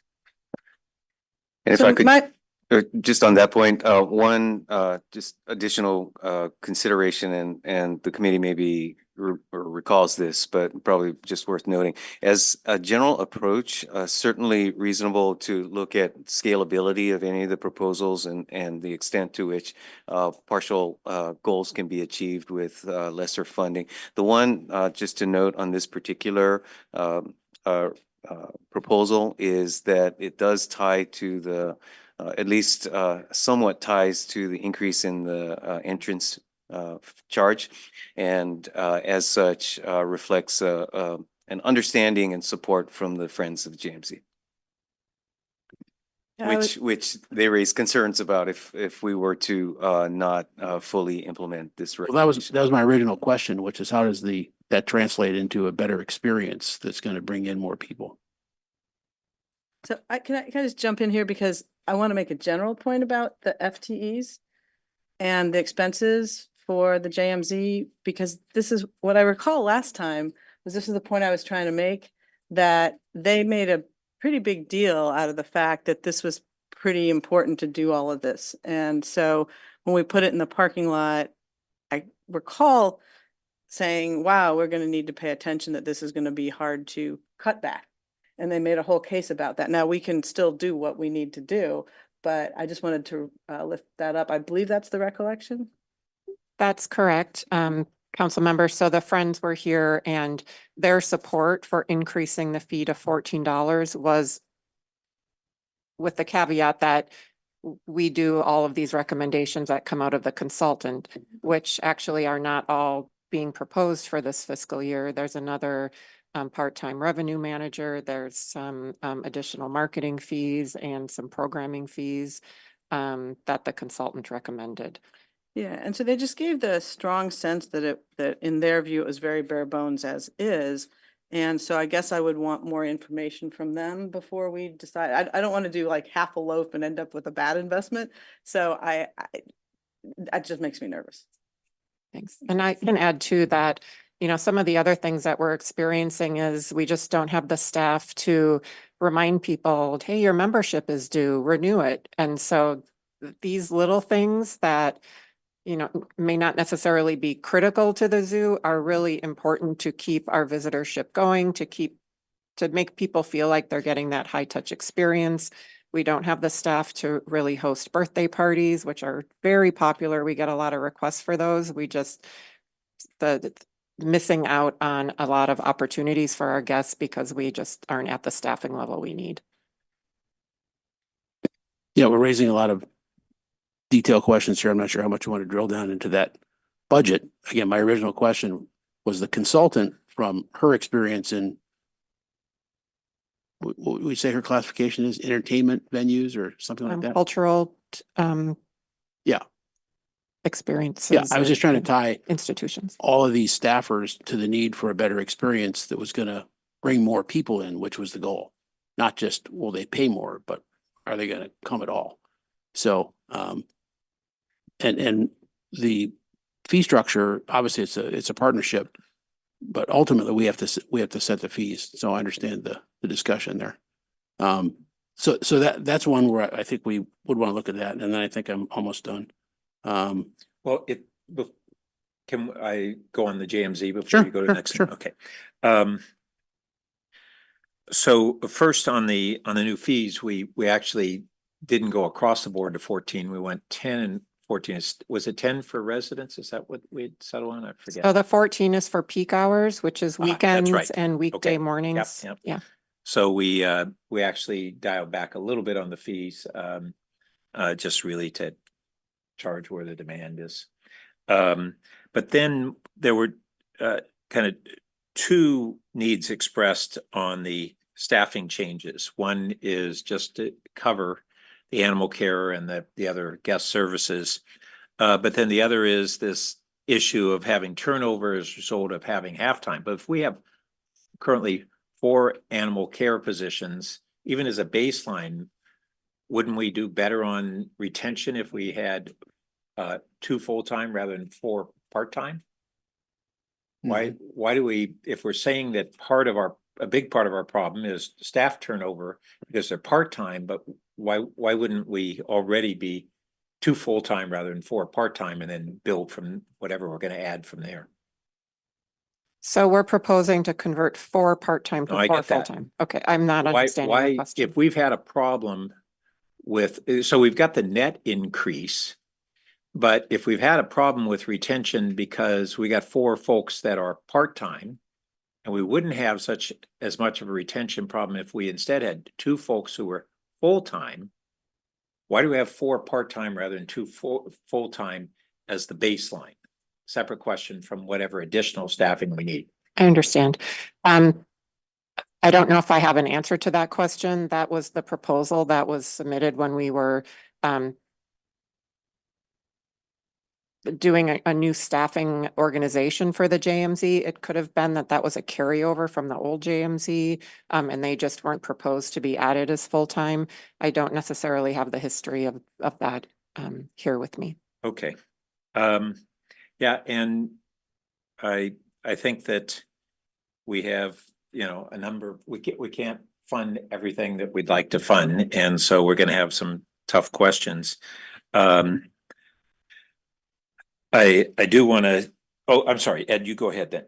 On your next. Oh, I think I'm almost done, but we should come back to that item when we go back through this again to make real decisions. I commented on the 311 and the other one has been pushed. And I can't comment on the 400,000 because transportation did that. So, just one other thing, you don't have to get up again, but I think what you're saying is it takes 6 months to get a job created? Because you can't hire them for 6 months? Okay. I mean, we know what the job description is, so. Well, that would be part of the exercise. Do you know if these would likely be SEIU jobs? Yes, they would be SEIU positions, so we would need to work with labor organization to create those positions. It may not be 6 months, but that's what we're assuming in the budget, just on the conservative side. This is for all of them, animal handlers? So this is for the animal care technicians. We don't currently have a classification in our SEIU job descriptions for a full-time animal care technician. So we would need to create it. Yeah, and it perhaps, well, if that satisfies the question, I'll leave it at that. Otherwise, we could talk HR for a second, but let's not go there.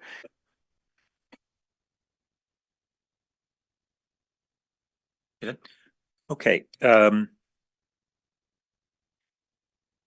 we didn't really hear the update on what would be the modified program for Palo Alto Link, and I want to make sure I understood that if we're at the dollar amount, whatever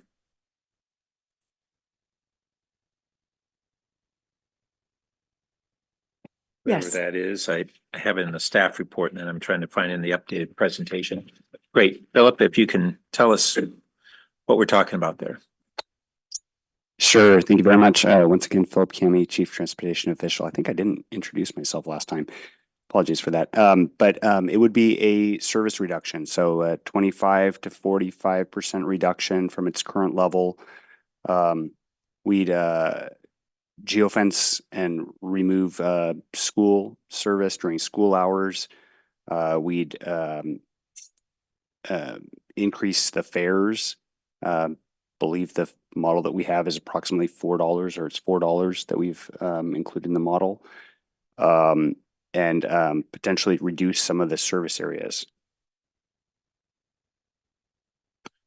Okay, thanks. And I don't know how we would really sculpt it, but as we talked about before, I think we certainly want to make sure, or want to prioritize, I guess, is serving those who actually really need it versus those who just love the fact that we're subsidizing their Uber rides.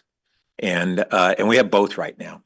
And I'll just add that it just came up at VTA more broadly on the various micro transit grants and programs that they're looking at, a recognition of, gee, we've got a bunch of these that went out and everybody thought they were a great idea and they're unsustainable. And so actually I felt a little reassurance that we weren't the only ones going, well, how is this sustainable? And so they're struggling and they don't have answers to where they're going to go, but there's going to be some reexamination to figure out, okay, it's great to pilot things and learn from them. And I know that we've got all these other jurisdictions that we've been asked to make presentations at national conferences on how do we have a really cool program that's unsustainable. And everybody loves the first part. It's really cool.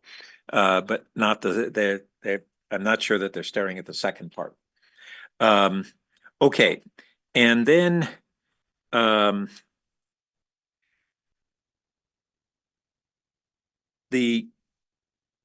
so if we, on the Ramona, I'm actually thinking at most 50,000 for the design. I mean, I think we have staff and I think it's a big deal to make improvements if we were going to do the long-term hardscape and all that, but I'm not sure that Ramona has a priority to do that. It's not in the kind of bad hodgepodge of Cal Ave, and it's a small little segment. And from what I've heard from business owners there, they're not yearning for that.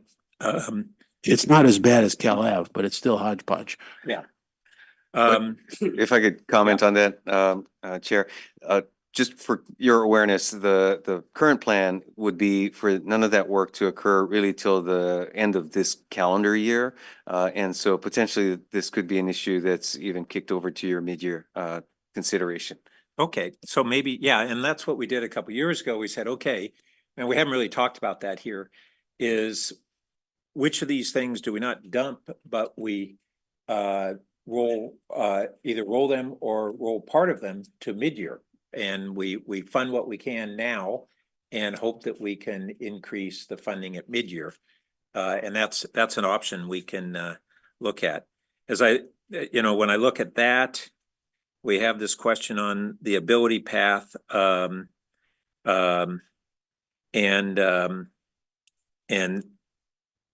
we, out of that, we could, if we were to add the additional 35,000 to the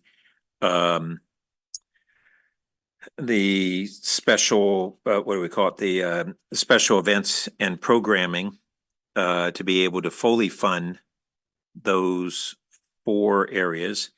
That would be a net increase of 35, but we're looking at decreasing a couple of these others. Well, if you want to just go Chair, down the before list. we why go don't into the detailed math, may I go through my thoughts? Yeah, and I was Yeah, gonna say, sure. Well, I'm when we get there, I did- maybe we can I'm just, just putting out some thoughts right now, just. Yeah, I thought you were moving on to specific math and moving things around. no, and I was gonna say, Tell me when. I was gonna say, Vicky, if we, when we want to, we should just all 3 talk about each one of these items and what to do about it.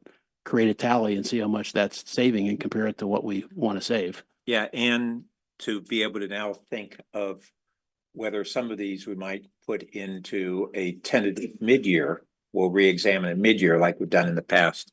And that gives us another bucket to put things in, as opposed to kind of a binary choice or a split the baby choice. Yeah, agreed. I was thinking about the mid-year thing too with a couple, and I just thought that it was helpful to me to hear all of your go through before I went line by line. So just when it's time, I'll do that too. Okay, so that's kind of some of my thinking on where we might head on a couple of those. And I think just wanted to make sure that covered my questions and comments. And I guess one other thing is that we had asked for a recommendation on removing $500,000 from CIP. And the city manager had agreed we'd rather than us stipulate where we thought that should be, they'd come back and basically, I think the answer we got was that we don't have any proposal for that in our list. And I did just want to ask for a clarification, because some of this we talked about whether it might be from the streets and roads budget. And there was a concern that we have a certain staffing that goes in to support that, but I wanted to break that down on the road repaving. Isn't most of our funding going to contractor? I think it's O'Grady. And how much of the funding goes to them? Because isn't that different from our own staffing that's dealing with locations of sidewalk repair and all that? We have both the capital and operating side. So I think it's on the order of $700,000 a year coming from the capital budget for staff salaries and benefits for the staff who do a lot of detailed work of overseeing those contracts that you're referencing. And the paving contract is about how much? Typically in the range of maybe 4 million, 3.5 to 4 million annually. So it's the bulk of that whole It is. category. Okay, and that's the area that I had been interested in, that we've at different times adjusted without really affecting the demand for the public work staff that we built up there. It's, do we reduce that contract by some modest amount, given our high PCI score, and that we could, if we chose, dial back a little bit. Okay, Vicky? Thank you. So generally on the Ramona Street, I agree with my colleagues, don't have a lot to add there. I wanted to ask about the Roth building. In the staff report, it talks about picking up $200,000 from the mid-year review. And so that it would be, perhaps we could reduce the amount to 8 million based on, I'm sorry, 800,000, 0.8 million, don't fall over. Netting that out. And I guess this is one where I was thinking of some things along the line of what Chair Burt mentioned, like, are there ways of staging this that could help us? Are there ways we could take advantage perhaps of other things? Interest, because that point too is interest earnings, for example. End of year, will there be more mid-year, end of this year, mid-year next year? Are there other things that we think could contribute to the Roth building? So the question is, can we find more of the 200,000, right? Maybe to some extent, but keep in mind that projects is moving pretty quickly, right? So that 200,000 is because we had an initial balance, but that's depleting because of the construction and the invoices being paid. So while there might be some residual, I think the policy decision is still what it stands today for purposes of today's conversation. Okay, that makes sense. Do you think there is anything we could do in terms of timing, or and I guess we can come back to this when we go through one by one, but perhaps allocate part of it and agree to consider the rest of the mid-year or something? I mean, do those things get done? Well, I would, and this will test my recollection. So I may ask Director Eggleston or ACM Noze to step in on this particulars of this. But it is my understanding that what the museum is requesting is basically to modify our existing agreement so that funds that have already been allocated and committed for construction could be used for subsequent work. And so the timing perhaps is more negotiable if we weren't trying to fill that type of a shift. Brad, accurate? Okay. Okay, all right. If we, I'm just for example, more directly said, we'll help you fund the TIs that are later than focusing on the construction today. Interesting. Okay. I'm just trying to find some levers to pull there. Then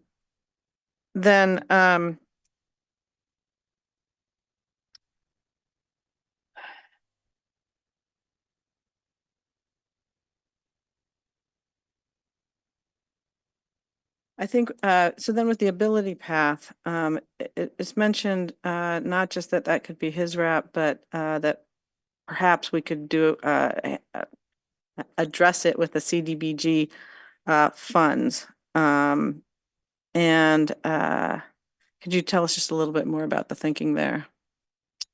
I'm wondering if Director Late is available to chime in.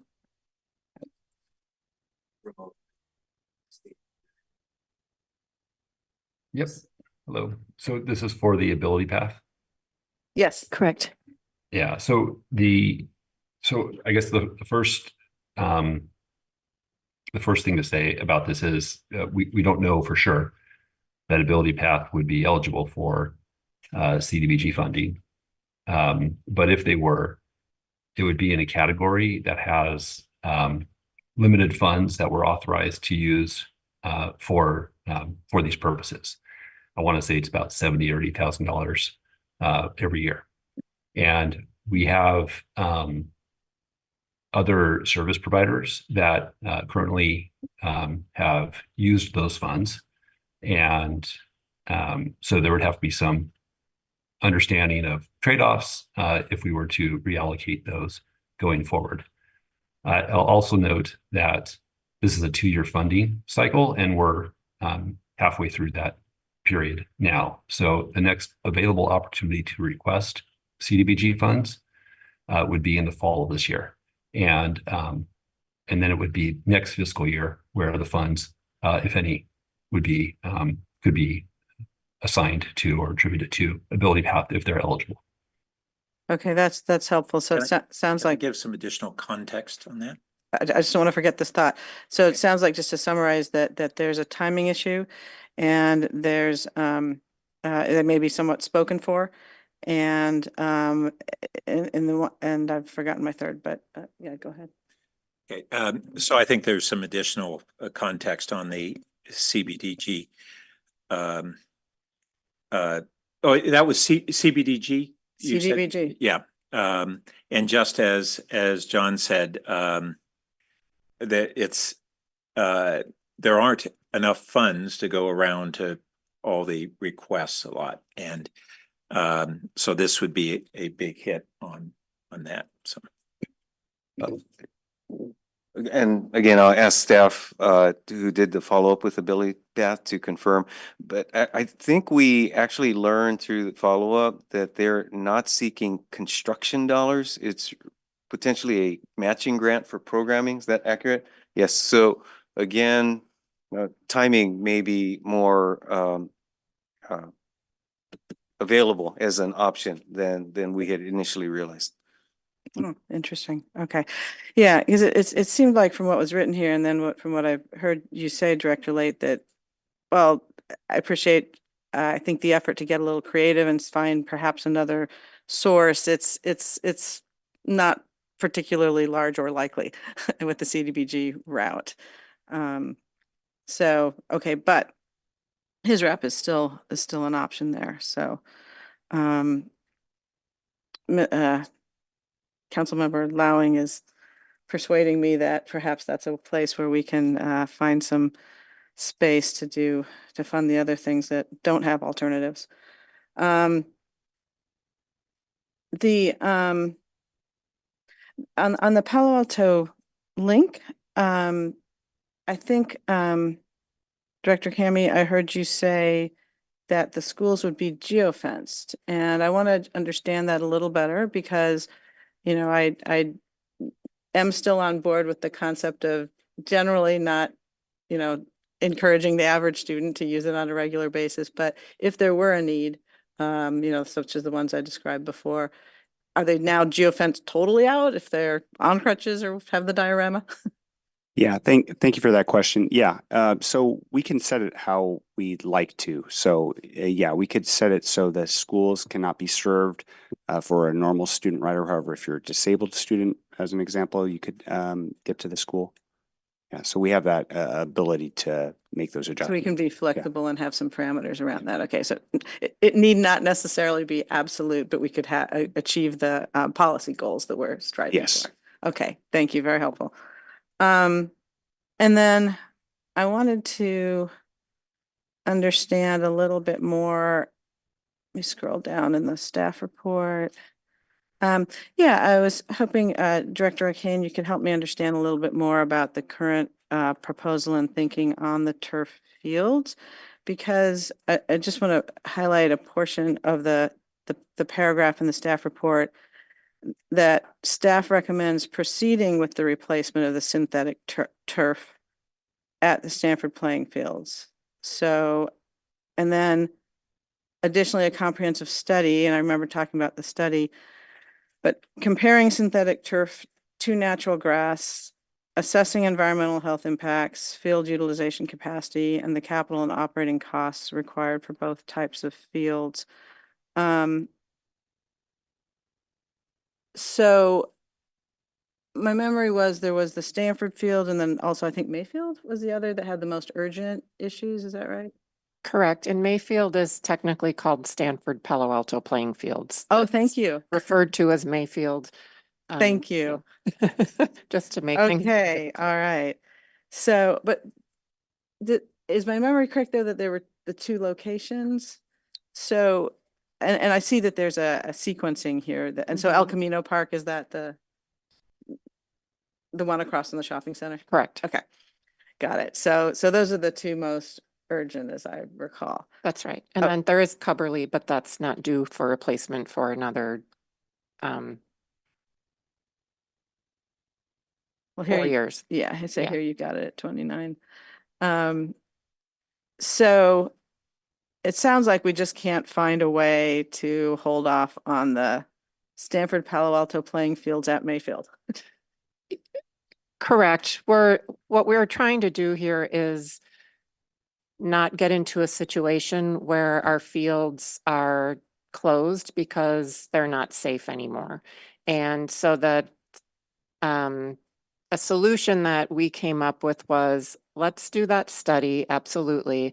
But in the meantime, let's get Stanford Palo Alto replaced so it can be used. There's 2 fields there. And then if the council chooses to replace the synthetic turf with natural grass at all fields, we would start with El Camino because that would be the next in line, then go to Cubberley when it's due, and then circle back to Stanford, Palo Alto. So I recognize that that is adding new turf. We would be using an organic infill such as cork. But that's how we're looking at it, to make sure that we have ample playing fields available to the community. And what is the anticipated life of the Stanford Palo Alto playing fields? Stanford Palo Alto, The first ones you're gonna, the synthetic one would be moving forward under this. we're hoping we can get through summer. No, I'm sorry. When we put in a new one, how long are we About signing up? 8 to 10 years. Okay.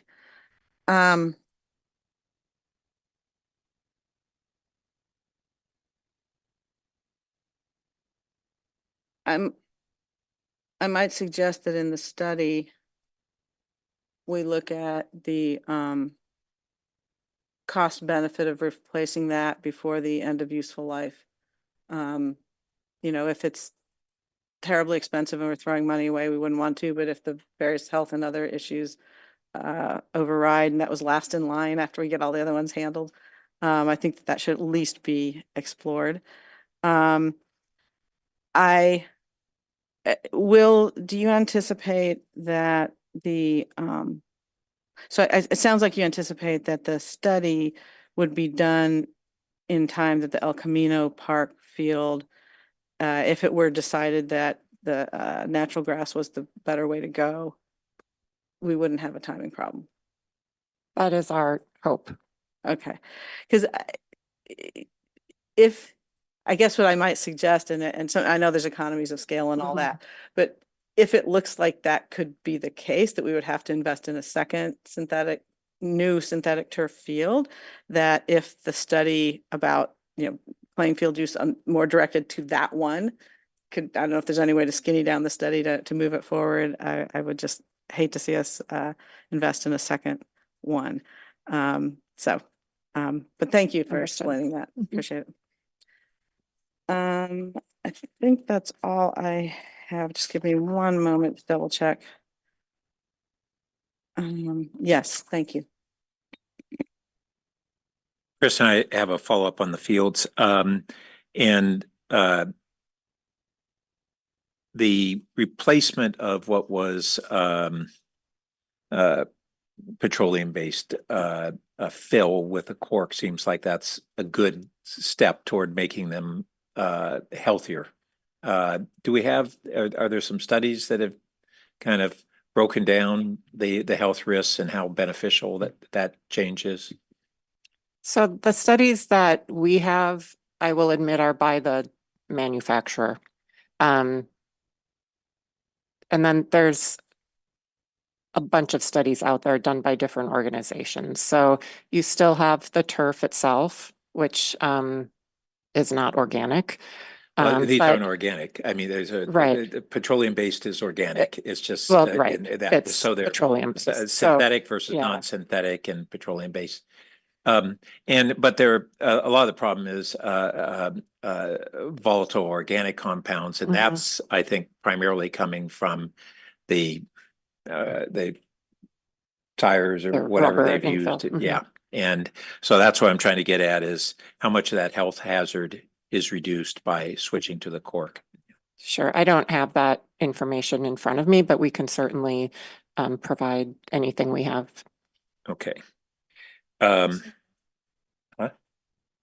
Apologize for interrupting, but I thought your colleague explained to me last time that the tire-based ones were gone. It was the new acronym that I can't remember now. Right. The rubber-based or the tire-based rubber infill is gone, but there's a new type of infill that The clumpy one. yeah, the one that's clumping and rising to the surface.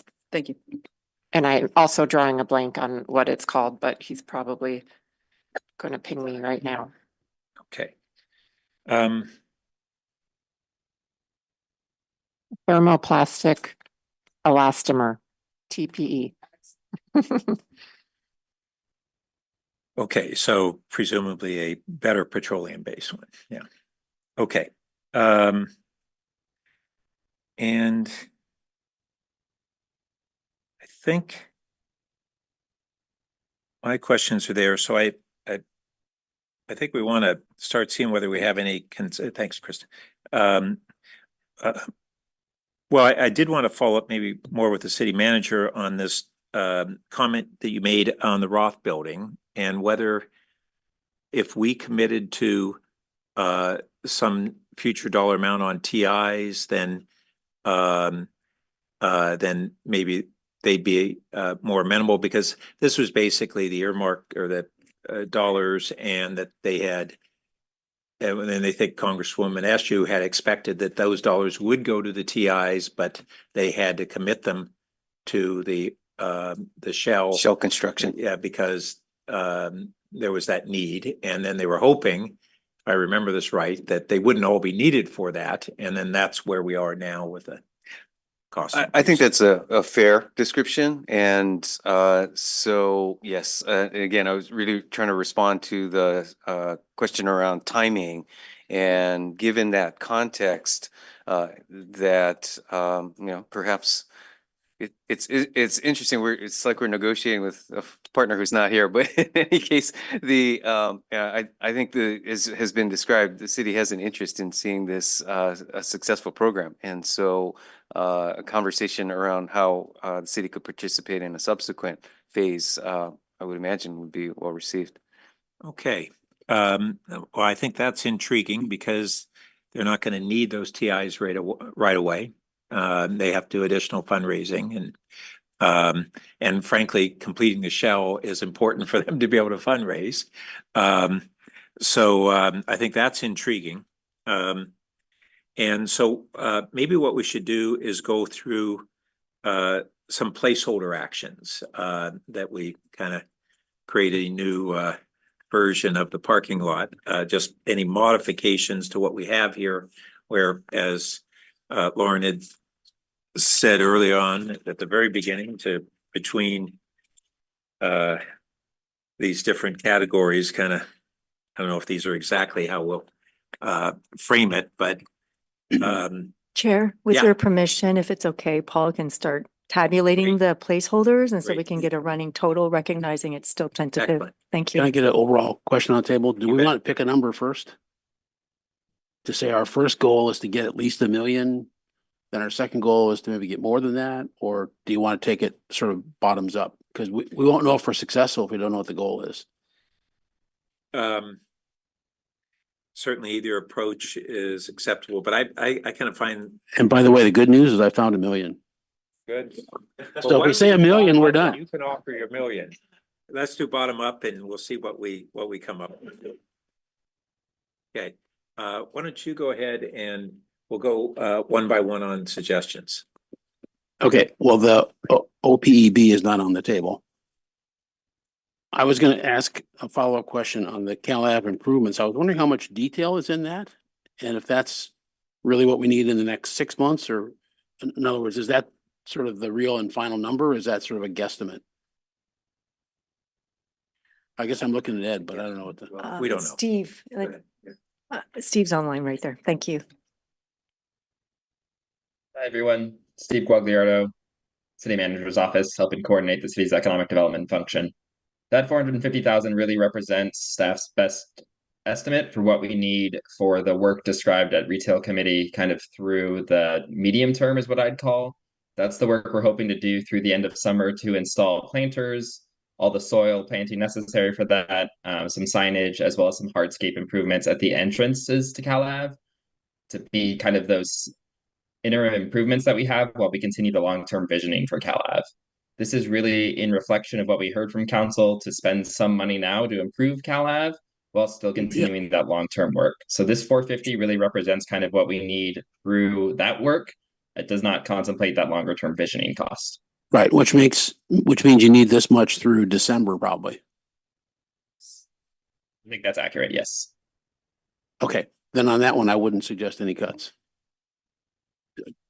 Do you want me to go down all mine? or No, what? I'm not asking you to go through every item, just any of the ones that you're making, suggesting Oh, either a reduction. Okay, great. Or putting it into a mid-year or any of those things. okay, fine. I misunderstood. I thought you were gonna go one by one. So on the Ramona, I agree that for now we could put that at 50K instead of 250K. So that picks up sort of 200. With our Roth building discussion, we could push the whole thing, or if they need a little bit of money now, what I would suggest is, we could take out 500K plus the 200K, I guess it is. Does that mean that we would give them 300K now? And then take a look at it, which I think would save us 500K right there. Where does the interest savings come from? I want to speak if I'm wrong. Assistant City Manager can chime in, but that has to do with the amount appropriated to that project that's sitting and being invested specifically related to that balance. So So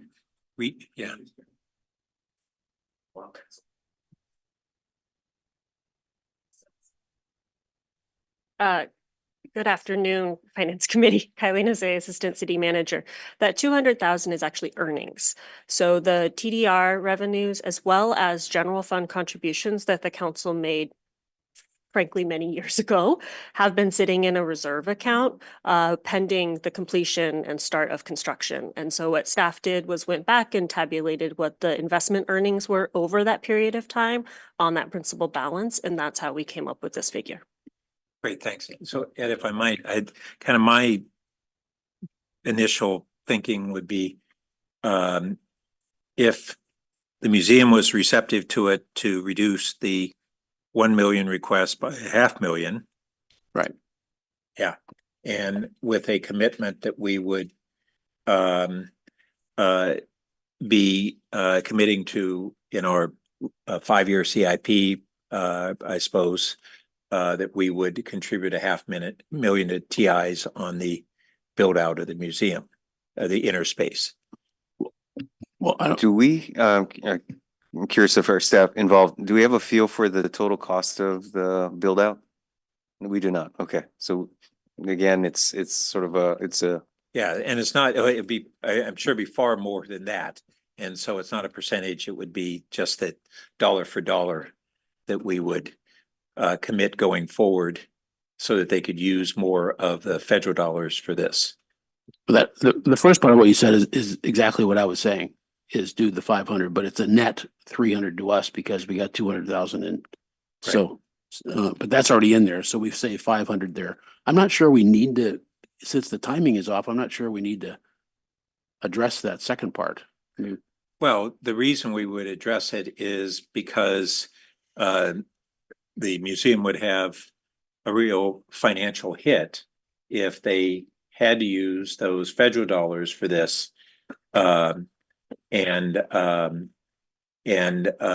It cut into those dollars for the future build out. And so it's, yeah, I was just questioning the timing, not the commitment. well, the timing, we don't know the exact timing, but the 5-year CIP seems like the reasonable horizon, and that's where we would put a placeholder dollar amount. So we do this 5-year CIP and we'd plug it in there. We're not spending it yet, but it would be budgeted for over the next 5 years. yeah. So perhaps just from a procedural perspective, it would be a future council decision to move it from the plan in the CIP to the actual budget, whether it's 26, 27, Right. or what have. Right. Yeah, so anyway, that's what I was saying. So the next one is I would just pull out that ability path for now, for all the reasons that have been discussed. So that saves us 250. And then dropping down to the next big one on the JMZ, I would take out at least that one position that we talked about for this year that is in the like 150 range. Okay, so Which one is that? what would be the second? I think it'd be the second reader. Guest Yes, service. guest services. So reduction from 2 FTE guest services to 1 FTE. Yeah, and I think, other colleagues might want to go lower than that, but I get it on the other side to get the full-time, non-turnover animal handlers. And do we have a dollar amount associated with that? 115K. 115, you said? Okay.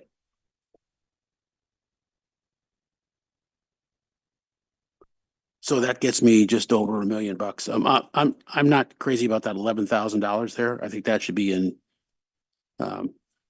some other category or just say his rep. Well, we have that new category of special events and programming, and I don't know whether that would, just to not have a whole bunch of different categories. I don't know, Ed, would you be Well, with that or? let's see, I think broad would be fine. Ultimately, it may come down to how much money you put into that pot, as to how far it can go. Well, and I'll just say, I was thinking if we raise that pot to 250, I think that would cover the full Magical Bridge and that 11 or thereabouts. Let's see. Oh, it's 85. And the Neighbors Abroad is already in a separate bucket, so that it's 85 at 235 plus 11. Is that right? That's 246, and if we put 250 in there, it covers everything. Because the Neighbors Abroad is actually this, it would actually be 280 in this, because we'd move the Neighbors Abroad from wherever else it is in the bucket, in the budget, to this category. If I understand your math, though, you're gonna have a net add of 35,000, right? Because you wanna, if I hear you correctly, you wanna appropriate to Magical Bridge the total ask of 150.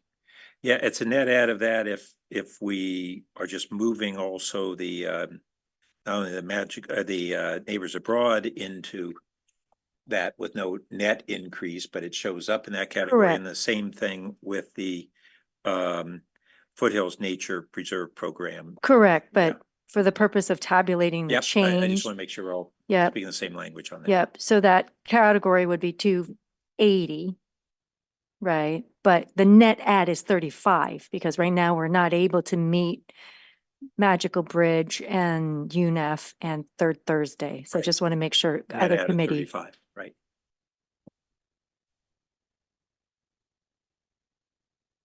Okay. Again, these are ask numbers, so I don't know where they came from. I haven't seen any roll up, but I think we should be very supportive of Magical Bridge. So those are the areas that I look at for first cuts, and that's about $1 million better. I know I hate to go here, but if we were the 20 some positions, if we were able to do 16, that probably rolls up to another $1 million if we hold off on 4 employees that are being added to the payroll forever. So I don't know where they come from, but we've heard about some management analysts coming on, and I think Director Batcher made a good argument that even though it's odd to be hiring a cement contractor, cement finisher, it's actually net cheaper than the contractors. So I'm not suggesting that, but if we ask for that, I think we just go back to the city manager and say, what can we do there? But of what's on this list, that's my comments.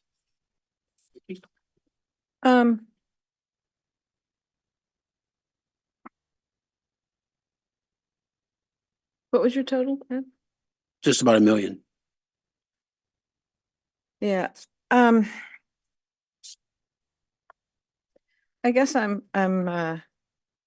struggling with the Roth building. I think you all have a better grasp than I do on what the negative ramifications for them are if we reduce the number. What I thought you were going initially was reduce it by $500,000 from the original ask, but then take advantage of the 200,000. And so it's kind of like our problem goes down by $500,000, but their problems only increased by 300,000. So that's originally what I thought you were doing. But given the timing, I don't think it changes their number. It's just the way it's gonna get pushed out. It isn't gonna be in this budget cycle. Yeah, and that, I don't see how that 200 helps them. It helps us. Right. That's where we have interest off of those funds, but It would help them if we gave it to them. That's my point. oh, well. That's but what I was saying. So it would be 700 instead of the 500 net. okay. That's what I was trying to say. I thought you were going to suggest using it that way, but it feels like but from where we were before it was, thank you, found, it's only 500, it's 500 savings for us, but it only looks 300 down for them. That was kind of taking advantage of that 200,000, but Yeah, it's thank you, but A, we need more, and B, there's another budget Well, cycle, we can pay them off the rest. and that's the piece that I was saying I wasn't as clear on. And if everybody feels comfortable that they'll still get that and it won't put them in duress and based on, the federal matching and things you described, I will trust the experts in the room on that and I can Well, get on board with that. I think it's fair to assume there is a follow-up conversation that will be involved. At least Okay. one, Yeah. maybe a few. Okay. Thanks again for finding that 200K. I guess I would like to, is the plan then that we'll talk about table 2, the revenue? I know there's not a lot to play with there.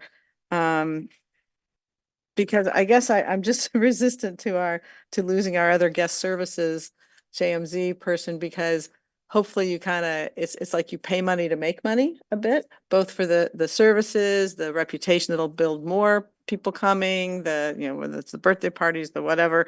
I just, I don't want it to be such get a negative reputation. You have to wait too long. You can't get in there. You don't have someone help you around, blah, blah, blah, that, it's a difficult situation later on. So I would just like to try to hold on that a minute till we have whatever is the rest of the conversation. But otherwise, I like where you're going. And Kristen, remind me, the current guest service staffing is what? And then the proposed increase would be to what?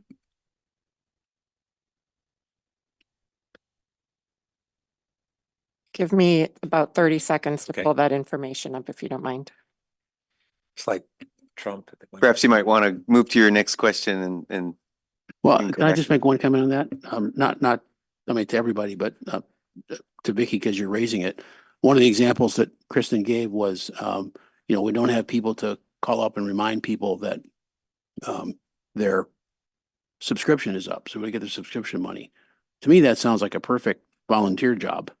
They're just sending out letters about that or emails or something. So I'm not sure why we would have a benefited person on staff that does that anyway. I mean, that's just one example of what comes from the job description, but. I have an answer for you. So we currently have 1 full-time and 3 part-time.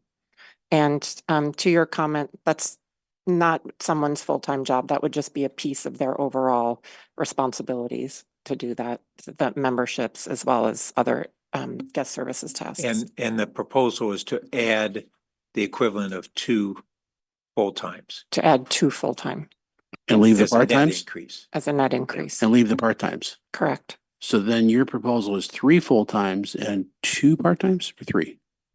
Sorry, you just said that. 4 part-time. We currently have 1 full-time and 4 part-time. The In guest new would be services. 3 of each. 3 full-time. and 3 full-time and 4 part-time. I'm sorry, you said there are currently 4 part-time? There's 4 part-time Sorry, and 1 misheard full-time. that. That's Sorry. okay. Okay, So it'd be Yeah. I actually didn't realize that. I'm more in favor of holding off on 1 now. Yeah, I think that's helpful to know. I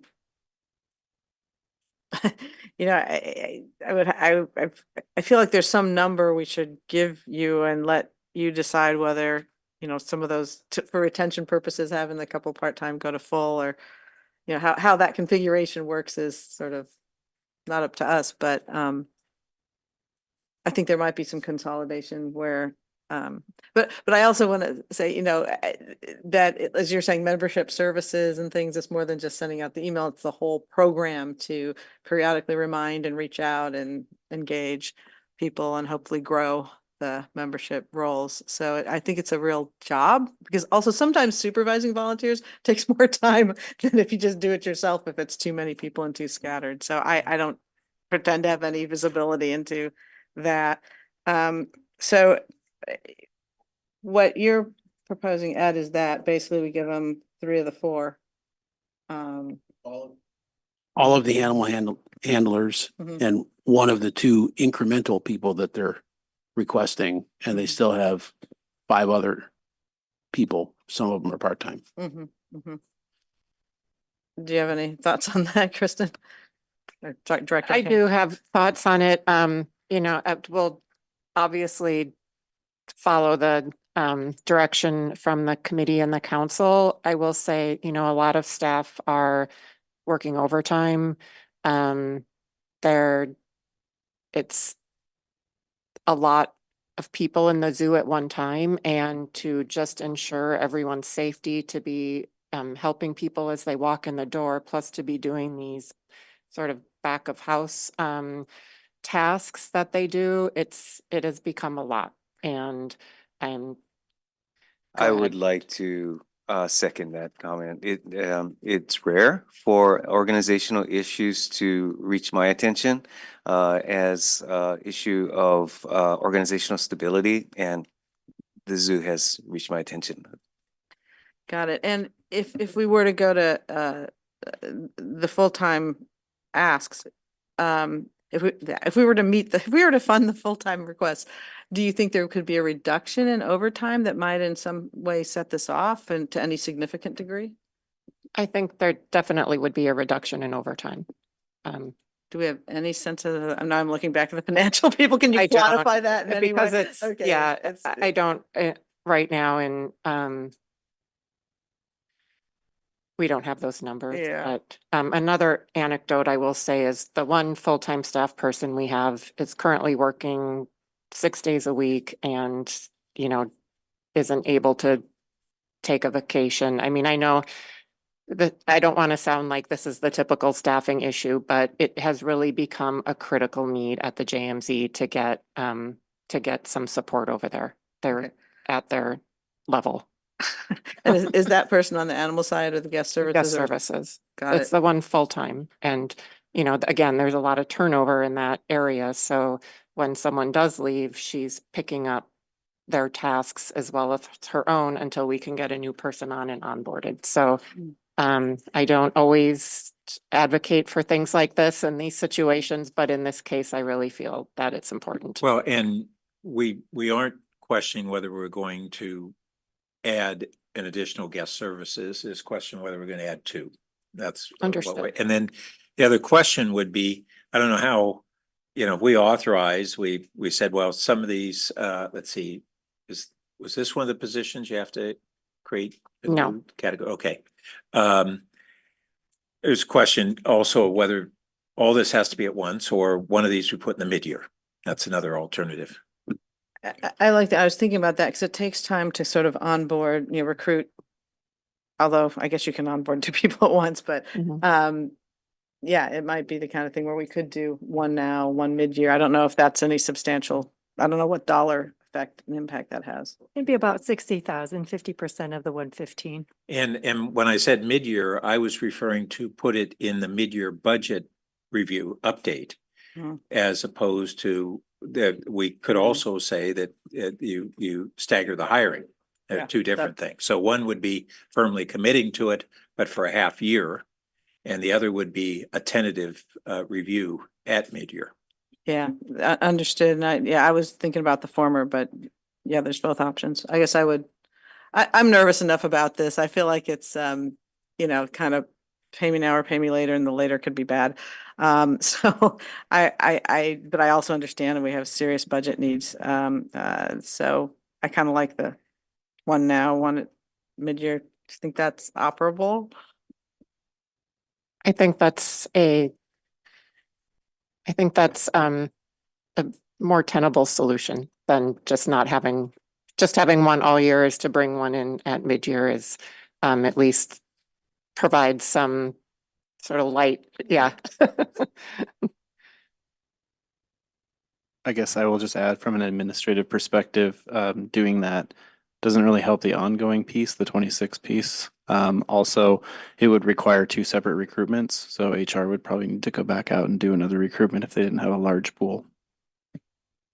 But I would add that because of the eligibility list, we could still leverage the eligibility list as well during that period of time. So, you know, we have our ways to be efficient about this. And from what I've heard, I don't know if it applies exactly here, but we've been hearing that we have part-time people who we're losing because they're not able to be full-time. And I was assuming those would be prime candidates for the full-time position. Is that correct? Definitely, if, I don't know each of their situations, but it is a possibility. Yeah, so that obviates this other issue. Okay. All right. And out of that, when Edwin, you went through your list, and I don't know if we have that kind of up as a rolling set of changes. I don't know if this too much to ask, Paul, but if we could just stare at the changes, have a list of the things that we have cited as what we're zeroing in on. I can try to highlight them while you're Good. citing them back, Okay. if that would work. Yeah. And what my next question to ask ourselves are any of these cuts or anything else, things that we want to say, we want to put that into a prospective edition at a mid-year budget review, depending on our financial circumstance at that time. And if so, which of those might fall into that category? And with all due respect, can you give clarification on OPEB before we go into a recap? On whether we whether to should split it. do the proposal that how'd you word it, but the 2-year phase in. Yeah. Yeah, I mean, I think the proposal is quite sound, and gives us a little bit of relief. We still have to deal with the deficits that we're looking at in 26, but I would favor that. So would I. Is that a yes? Yep. Okay. Okay. All right, so in my note taking here, Ramona at 50. So that's a savings of 200 from the parking lot. Roth at 500, right? Net of the 200,000 from interest. So that's a fiscal year savings of 500, which we would punt into the 5-year CIP program for TI. Ability Path at 0, which is a savings of 250. JMZ with a phased in hiring of the 2 FTEs on guest services. So the second FTE would be hired at January mid-year. So that's a savings of about 60,000. We'll just round it. One-time savings in 25. Special events is an add of 35 because we are going to appropriate the asks for the 3 groups plus the Hillside Environmental Preservation Volunteer Group. That's what I have. Technical question. I know on the packet you sent us, the 250 for car-free streets was not in parentheses, so it was not showing as an expense. Was that the case just on the paper and not the Correct. spreadsheet? Okay. Correct. Right, Thank you good. for noting that. Okay. So that adds up to how much in savings? In 2025, it's about 1.7 in savings. However, ongoing, it does go up because the OPEB cost increases in 2026. 1.07. 1.07, not 1.7, right? No, 1.7. So we're going from about 4.9 million in expenses down to 3.1. Vice Mayor, let me explain. It's because the OPEB in table 1 was at 2.4 million. Got And it. if we take the phase-in approach, it's at 1.7. Okay. And then something we haven't discussed here in terms of the projections for this year and outlying years is what may or may not come out of our Coverly mediation a week from today. And we do have in the budget for real estate a placeholder amount. I think we have some hope that we'll be able to further reduce this year and the outgoing year deficits, but that's an unknown. Okay. All right. So that's all that you're looking for us to take a motion action on that set, and that's what we're having to contend with, or So I guess the side we haven't looked at is the source side. And so we could rebalance this. The way that we balanced it to handle the OPEB cost previously was to take money from the uncertainty reserve. We could put that money back in and use that for funding 2026. Just kind of need a little bit of direction in terms of how you'd like us to set the source side of the table. okay, say that one more time if you would. Sure. So the, sorry about that. The line that I have highlighted right here is a use of uncertainty reserve above what we had in the budget. So in the budget, we were using, sorry, I can't think on my feet. I think it was 6.9 million from the uncertainty reserve. In order to balance the revised parking lot that we brought forward to you today, we needed to use another 1.4 million of the uncertainty reserve, which would get us to 8.3. Because we have, and I'm going to scroll here, sorry, because now we only have expenses of 3.1 million, we have a surplus in 2025 of about 1.8 million. As a result, we could not use the uncertainty reserve and put that back into that for use in 2026. Yeah, that sounds right. Sold. I think you also might need to rebalance BSR by a little bit to net it out. So what we'll do is, from an accounting perspective, we'll delete the 1.4 for uncertainty reserve and maybe even rebalance that BSR a little bit, so it creates a balanced budget for 25 versus a quasi surplus. Great. Okay. Do we know yet how that rolls up to? Do we know how that rolls to 26? Or he hasn't done the entry? We'll work on that in the background. Okay. So while OMB team is working in the background, Chair, your question is what other actions we need you to contemplate tonight is, or this afternoon, is the municipal fee schedule. Any thoughts on that? If not, that's part of the motion, and I get the sense from today you would just approve it or approve towards going to council. Yeah, do we have any further discussion of the municipal fee schedule? I don't believe so. That's a great answer. I know. Tried to tell us. Okay. All right. So, Let it chill. so in that case, we can entertain a motion to recommend to the council the changes that are basically highlighted. Oh, you have tentative motion on the back. Yes, the last slide has a draft motion for our ease of reference. Nice. On the slide deck. In blue. I could pull up the draft motion, but it would mean we'd lose the Excel sheet. That's all right. I think we're okay. We'll look at it in the blue background. Would you like a motion? Yeah. Okay. All right, I'll move that that the Finance Committee recommend to the City Council adoption of the FY 2025 operating and capital budgets and municipal fee schedule, amended by the table of Finance Committee adjustments to the budget, including the staff technical adjustments, and that we recommend approval of FY 2025 to 2029 CIP, amended by changes that we approved today in our wrap-up discussion. And do we need to, when we say on that 1A about the adjustments, do we need to be clearer on what we're referring to? No, if you'd like, you can state the amount of the totals if you feel more comfortable. Otherwise, I think by way of this process, we have it, and we also have it captured on video as Let's well. go ahead and put the amount and then Wonderful. we'll put wording as captured by staff or something like that. Yeah, just so everybody. And the amount, the net change? Or maybe is- we can say total source and total use for fiscal 25.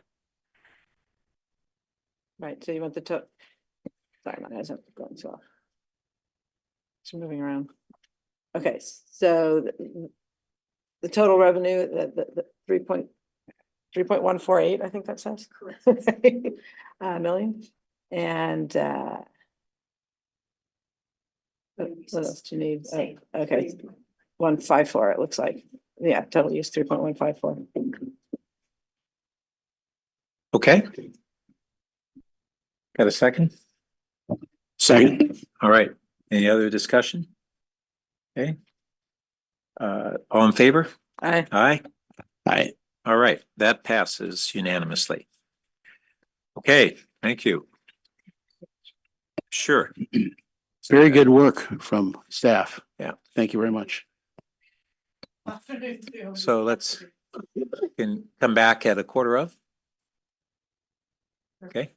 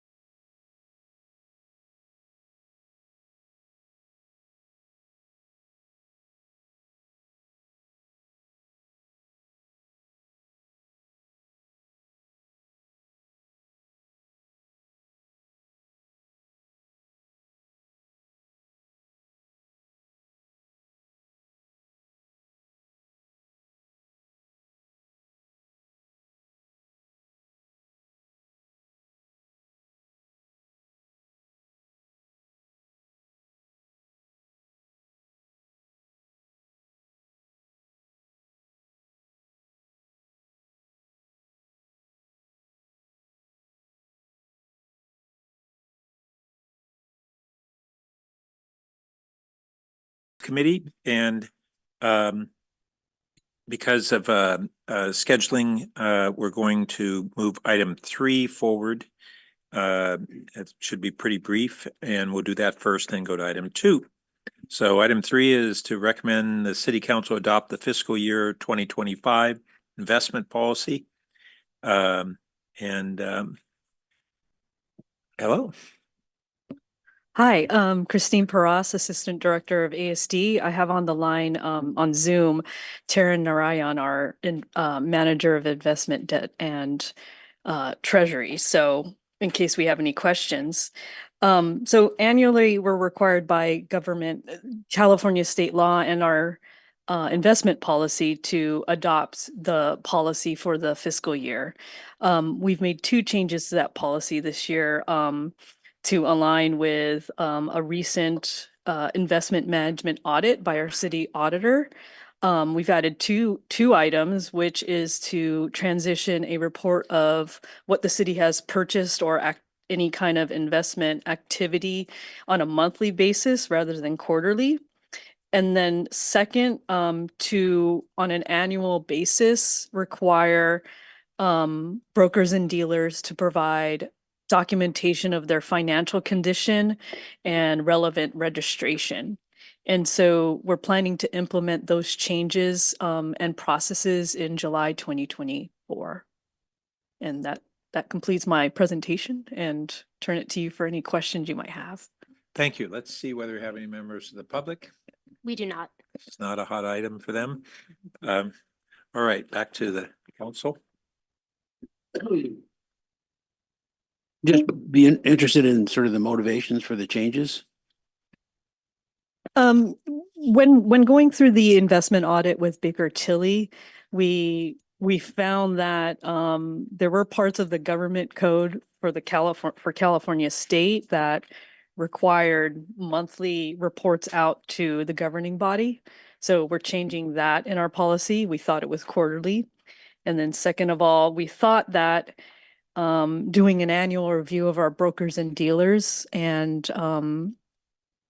determining whether or not they have solid financial footing and also relevant registration. I thought that was a really good best practice for us to include in our policy. Yeah. Thank you. I'll also add to that in that one of the reasons why we're deferring the implementation into July is we're going to relook at how we could leverage the city's website as in terms of submitting informational reports to the council and the committee. Right now, all of that or most of that goes through the agenda packet process, which is one meeting, and it's very laborious. And so what we're looking to do is collaborate with the city clerk's office to determine how we can efficiently post this to a broader audience on our website, and at the same time, leverage that transparency to the governing body. So we'll take a little time to do that and kind of think through how many of these transparency reports kind of fit that model. Okay. I don't see any other discussion, so we can entertain a motion. Vicky, do you have something? Actually, it's okay because I'll do the latter. Because I was just going to say that I do appreciate you reviewing this policy and updating it. And, given that the first one is in accordance with California law and that the other is somebody else doing something that then you will, amplify, it seems like a pretty, straightforward thing, but significant nonetheless. So I'm happy to move the staff recommendation. Second. Okay. Any other discussion? All in favor? Aye. That passes unanimously. There we go. We'll try.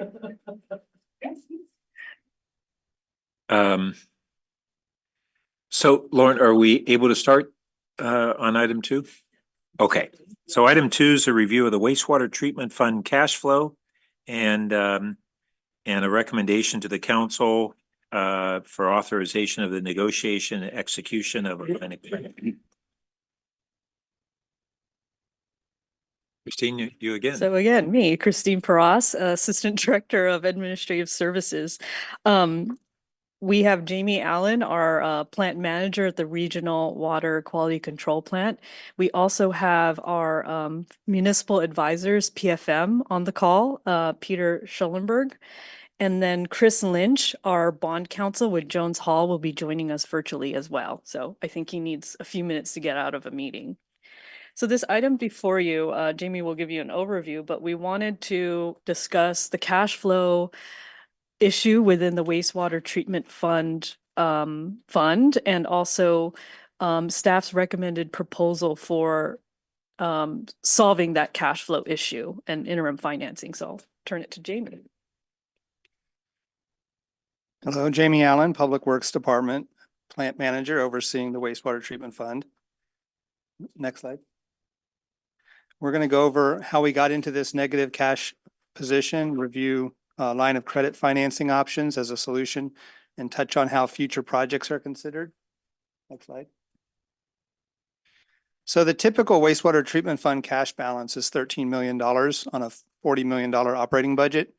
And the cash covers debt service coverage, cash flow, and missing payments from partners. The fund's minimum reserve guideline is $7 million, and cash dropped below that level at the end of fiscal year 2023. And you might remember we came to you anticipating a cash flow issue both in 2021 and in 2022. We've also talked to our partners about cash flow issues with the state reimbursement timing lags multiple times since 2021, as well as a couple times in the last few months now that we have some real numbers to share with them. But back to this fund, in fiscal year 2024, the fund's cash has been negative every quarter. And as Q3 ended, we were down to, it was a negative $8 million in cash. And it's expected to be negative again at the end of Q4.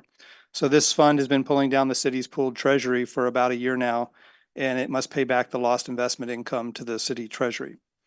And so why is there a negative balance and why do we need the line of credit? It's not from underestimating our revenue needs. It's not from a partner's missing or late payment. There haven't been any in recent years. It's just from one cause. It's from delays in the state reimbursement on loans used to repay contractors and engineers, which is something we anticipated. So with the state of California, within the State Water Board, they have a division of financial assistance, and this division issues low interest loans for capital projects at wastewater treatment plants. And we're currently using 2 of those loans that are in construction right now. What you see there, the primary sedimentation tank project got a 0.9% interest rate loan, and the secondary treatment upgrades project received a 0.8% interest loan.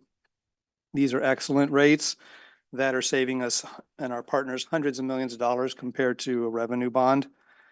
The line of credit bridge financing that we're recommending to you today, if it was rolled into the secondary treatment loan, the interest rate would go from about 0.8% to 0.88%. So it's a very small increase compared to if we had got all of the money in a revenue bond up front. But on cash flow, an SRF loan is different from a utility revenue bond. In those situations, the bond proceeds are paid out in front and debt service begins immediately. But with an SRF loan, we currently have no loan proceeds sitting in a dedicated account to pay our contractors and engineers. Instead, we pay contractors on net 30 terms for actual invoices. For that primary sedimentation tank project, invoices have averaged around $400,000 over a 2-year period, and the project's wrapping up. But on the secondary treatment project, it's 10 times larger. Invoices are about $4 to $6 million from the contractor in the last year, and it's peaking right now. We have lots of deliveries of fabricated materials, lots of labor expenses. And then we submit those quickly to the state, and they're taking 2 to 6 months to reimburse us for these contractor expenses. So our fund's $13 million cash balance isn't designed to handle and can't handle the time lag from the state to reimburse these invoices. So that's why, again, our cash balance is negative. The state cannot speed up the reimbursement process. We've talked to them about it, but we've done our part to optimize what we can to get our invoices in quickly and get reimbursed as fast as we can on our side. Other agencies are in a similar boat when they have all SRF funds and they've pursued lines of credit. If they happen to have a bond proceeds as well, that sometimes helps with the mixed financing, but they're paying more than we are for their interest. So we have the contractor's predicted future billings, and we use these to plan cash flow. The contractor's past predictions of what the bills were going to be have been tracking pretty well. So we're using those predictions and a conservative assumption on the state's reimbursement timing. And we expect the worst case negative cash balance in about September of this year at negative 31 million. And so this fund will get back to its routine balance of about 13 million, but we need this line of credit in the interim to stay above our minimum reserve guidelines and to avoid continued drawdown of the city's pooled treasury. And so that's kind of the background, and I'll pass it over to Christine. Thank you, Jamie. Next slide, please. So as Jamie mentioned, our consultant did a really good look at what the future construction cost schedule would be. And we've created this projection here. We've tried to put it in a graphic representation. This is, of course, without assuming that we have a line of credit. So you'll see this negative 31 million around the end of September 2024. And that's when we honestly reach peak construction activity with the secondary treatment upgrade project. You'll see it kind of fluctuates and is still in a negative position throughout. And then in July 2026, we did an assumption that the outfall pipeline project will be funded with a utility revenue bond. That may or may not happen depending on where the state is with revolving loan funds, and continues to have that negative balance throughout the next few years.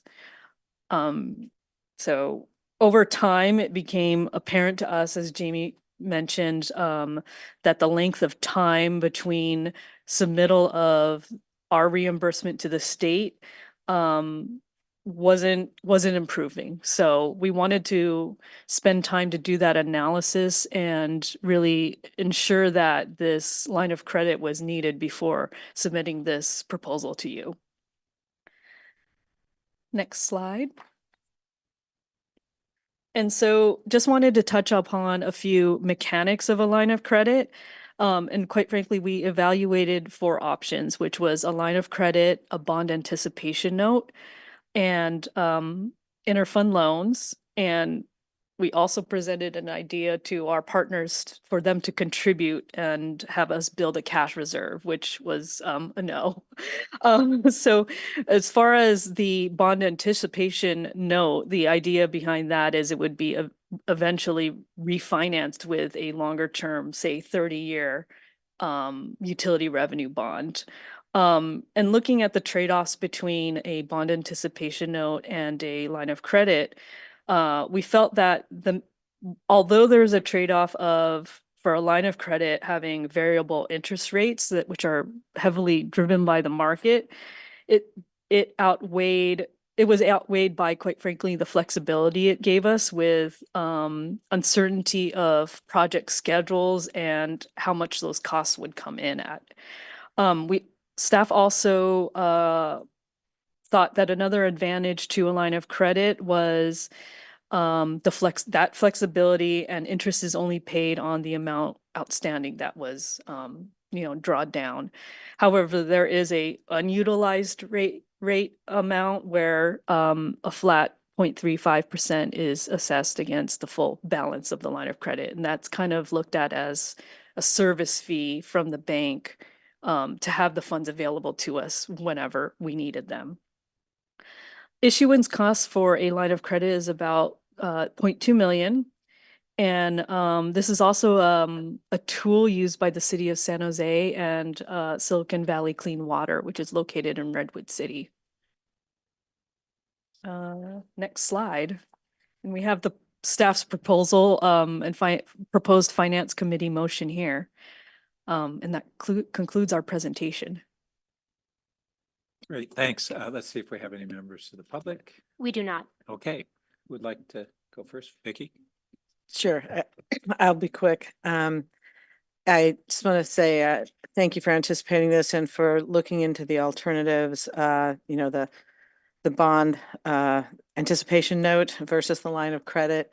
I couldn't possibly replace your judgment with mine on this, but I do appreciate you spelling out the terms and the thinking behind it. It makes good sense to me. I did have just one question. Besides the fact I just want to observe, it's really frustrating that you have the delay in the state's reimbursement that's causing all of this machinations here. But the question is, I think you mentioned that in September and that one chart had is when you expect the negative $31 million balance. And you said, you know, it'll get back to the $13 million normal balance at some point. And I was trying to tell on this chart, it looks like there's a blip where that happens in roughly December of 26, but I think what you're referring to is likely the September 2028. Is that right? Okay. All right. So we're looking at basically a 4.5 year line of credit if everything stays on schedule. If the timing from the state doesn't improve, quite frankly, too. I see. I see. And if for some reason this is drawn out, is there any reason to assume we couldn't just extend the line of credit duration? Silicon Valley Clean Water did that. Yeah, and that's precisely what Silicon Valley Clean Water did. And they've had their line of credit since 2012. And as projects expanded and they added more, they've lengthened their line of credit and increased the amount. Mhm. Okay, excellent. That's all I have. Thank you. Thank you. Ed? Yeah, my question is as expected around the second half of the third third of that graph. So we recover after our construction is done. What's that called? Outfall. Can't read on the sign. Outfall pipeline. And all that looks pretty good, but then it starts to go down again in terms of our sort of our debt. So what I'm trying to figure out, is there more projects there that we start to do? Something else is getting built, and that's what starts it?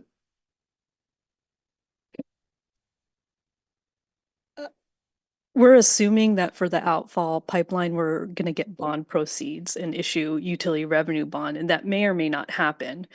So that's what's causing the negative cash to get more at that zero balance. And in that time, we're spending on those bond proceeds and still continuing with secondary treatment plant upgrade, which kind of still drives that to the negative cash Okay. balance. And it gets almost as bad as it's going to get here in July. So do we need to do a bigger bond, or should we try some other sources of financing? Or do you feel like net from a finance standpoint, this sort of normal credit line at 3+ is the most efficient way to go? I feel like net is the most efficient and flexible way to go. And as we start working this summer on our financing plan for outfall line and headworks, then we'll have a better idea of whether or not we need to extend or increase this line of credit if we do get SRF or we issue utility revenue bonds. Okay, and where does this interest cost hit our P&L, so to speak? It would hit our interest expense and be billed to the partners in the wastewater treatment fund. Okay. Yes. Okay, thank you. My only question is, do you fear that the state will actually get slower given their current budgetary Good problems? question. And I'm serious on that. Yeah. And are we needing to anticipate that? They've ranged 2 to 6 months in reimbursement timing, averaging about 3 months, and we assumed 4 months to be conservative. So that chart you saw, if they pay on a 3-month or faster basis, it won't be as deep of trough. So yeah, they could pay slower. We hope not. But if they do, what would be our how would we adapt to that? In those months that, if it was for a very short time, this past year, we've been pulling against the city treasury. So if that started to happen, we started to see that the state was paying on a slower time frame, we'd have to reconnect to see if we needed a bigger line And of if there credit. was a pattern, we could increase Right. the line. Yeah. Okay, good enough. So I think we can entertain a motion. I move the staff motion. Second. All right, all in favor? Aye. Aye. Aye. Great, thank you. Yeah. Thank you. Thank you.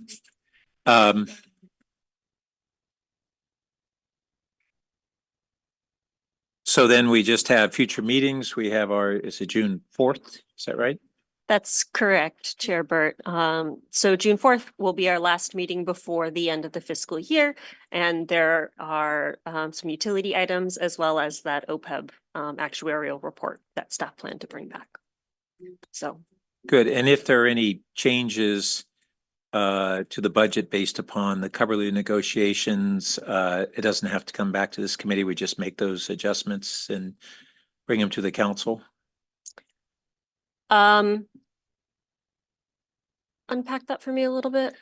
Well, if we have changes to our budget as a result of the Coverly negotiations, was staff thinking that we would just go to the council with those rather than having to go through the committee, because we could bring them back on that June 4th meeting? That's correct. I think from a process and timing perspective, we would likely bring them back to the full council. We would likely bring them back to the full council. If it was material and, we needed to rethink that, we could have those internal dialogues once we know more. Yeah, just because we could adjust the agenda 3 days in advance, let's just bear in mind that maybe we'll want to add that to the June 4th agenda. Okay. Understood. Great. On that note, I think we're adjourned. Wow, Thanks. congrats. Yeah.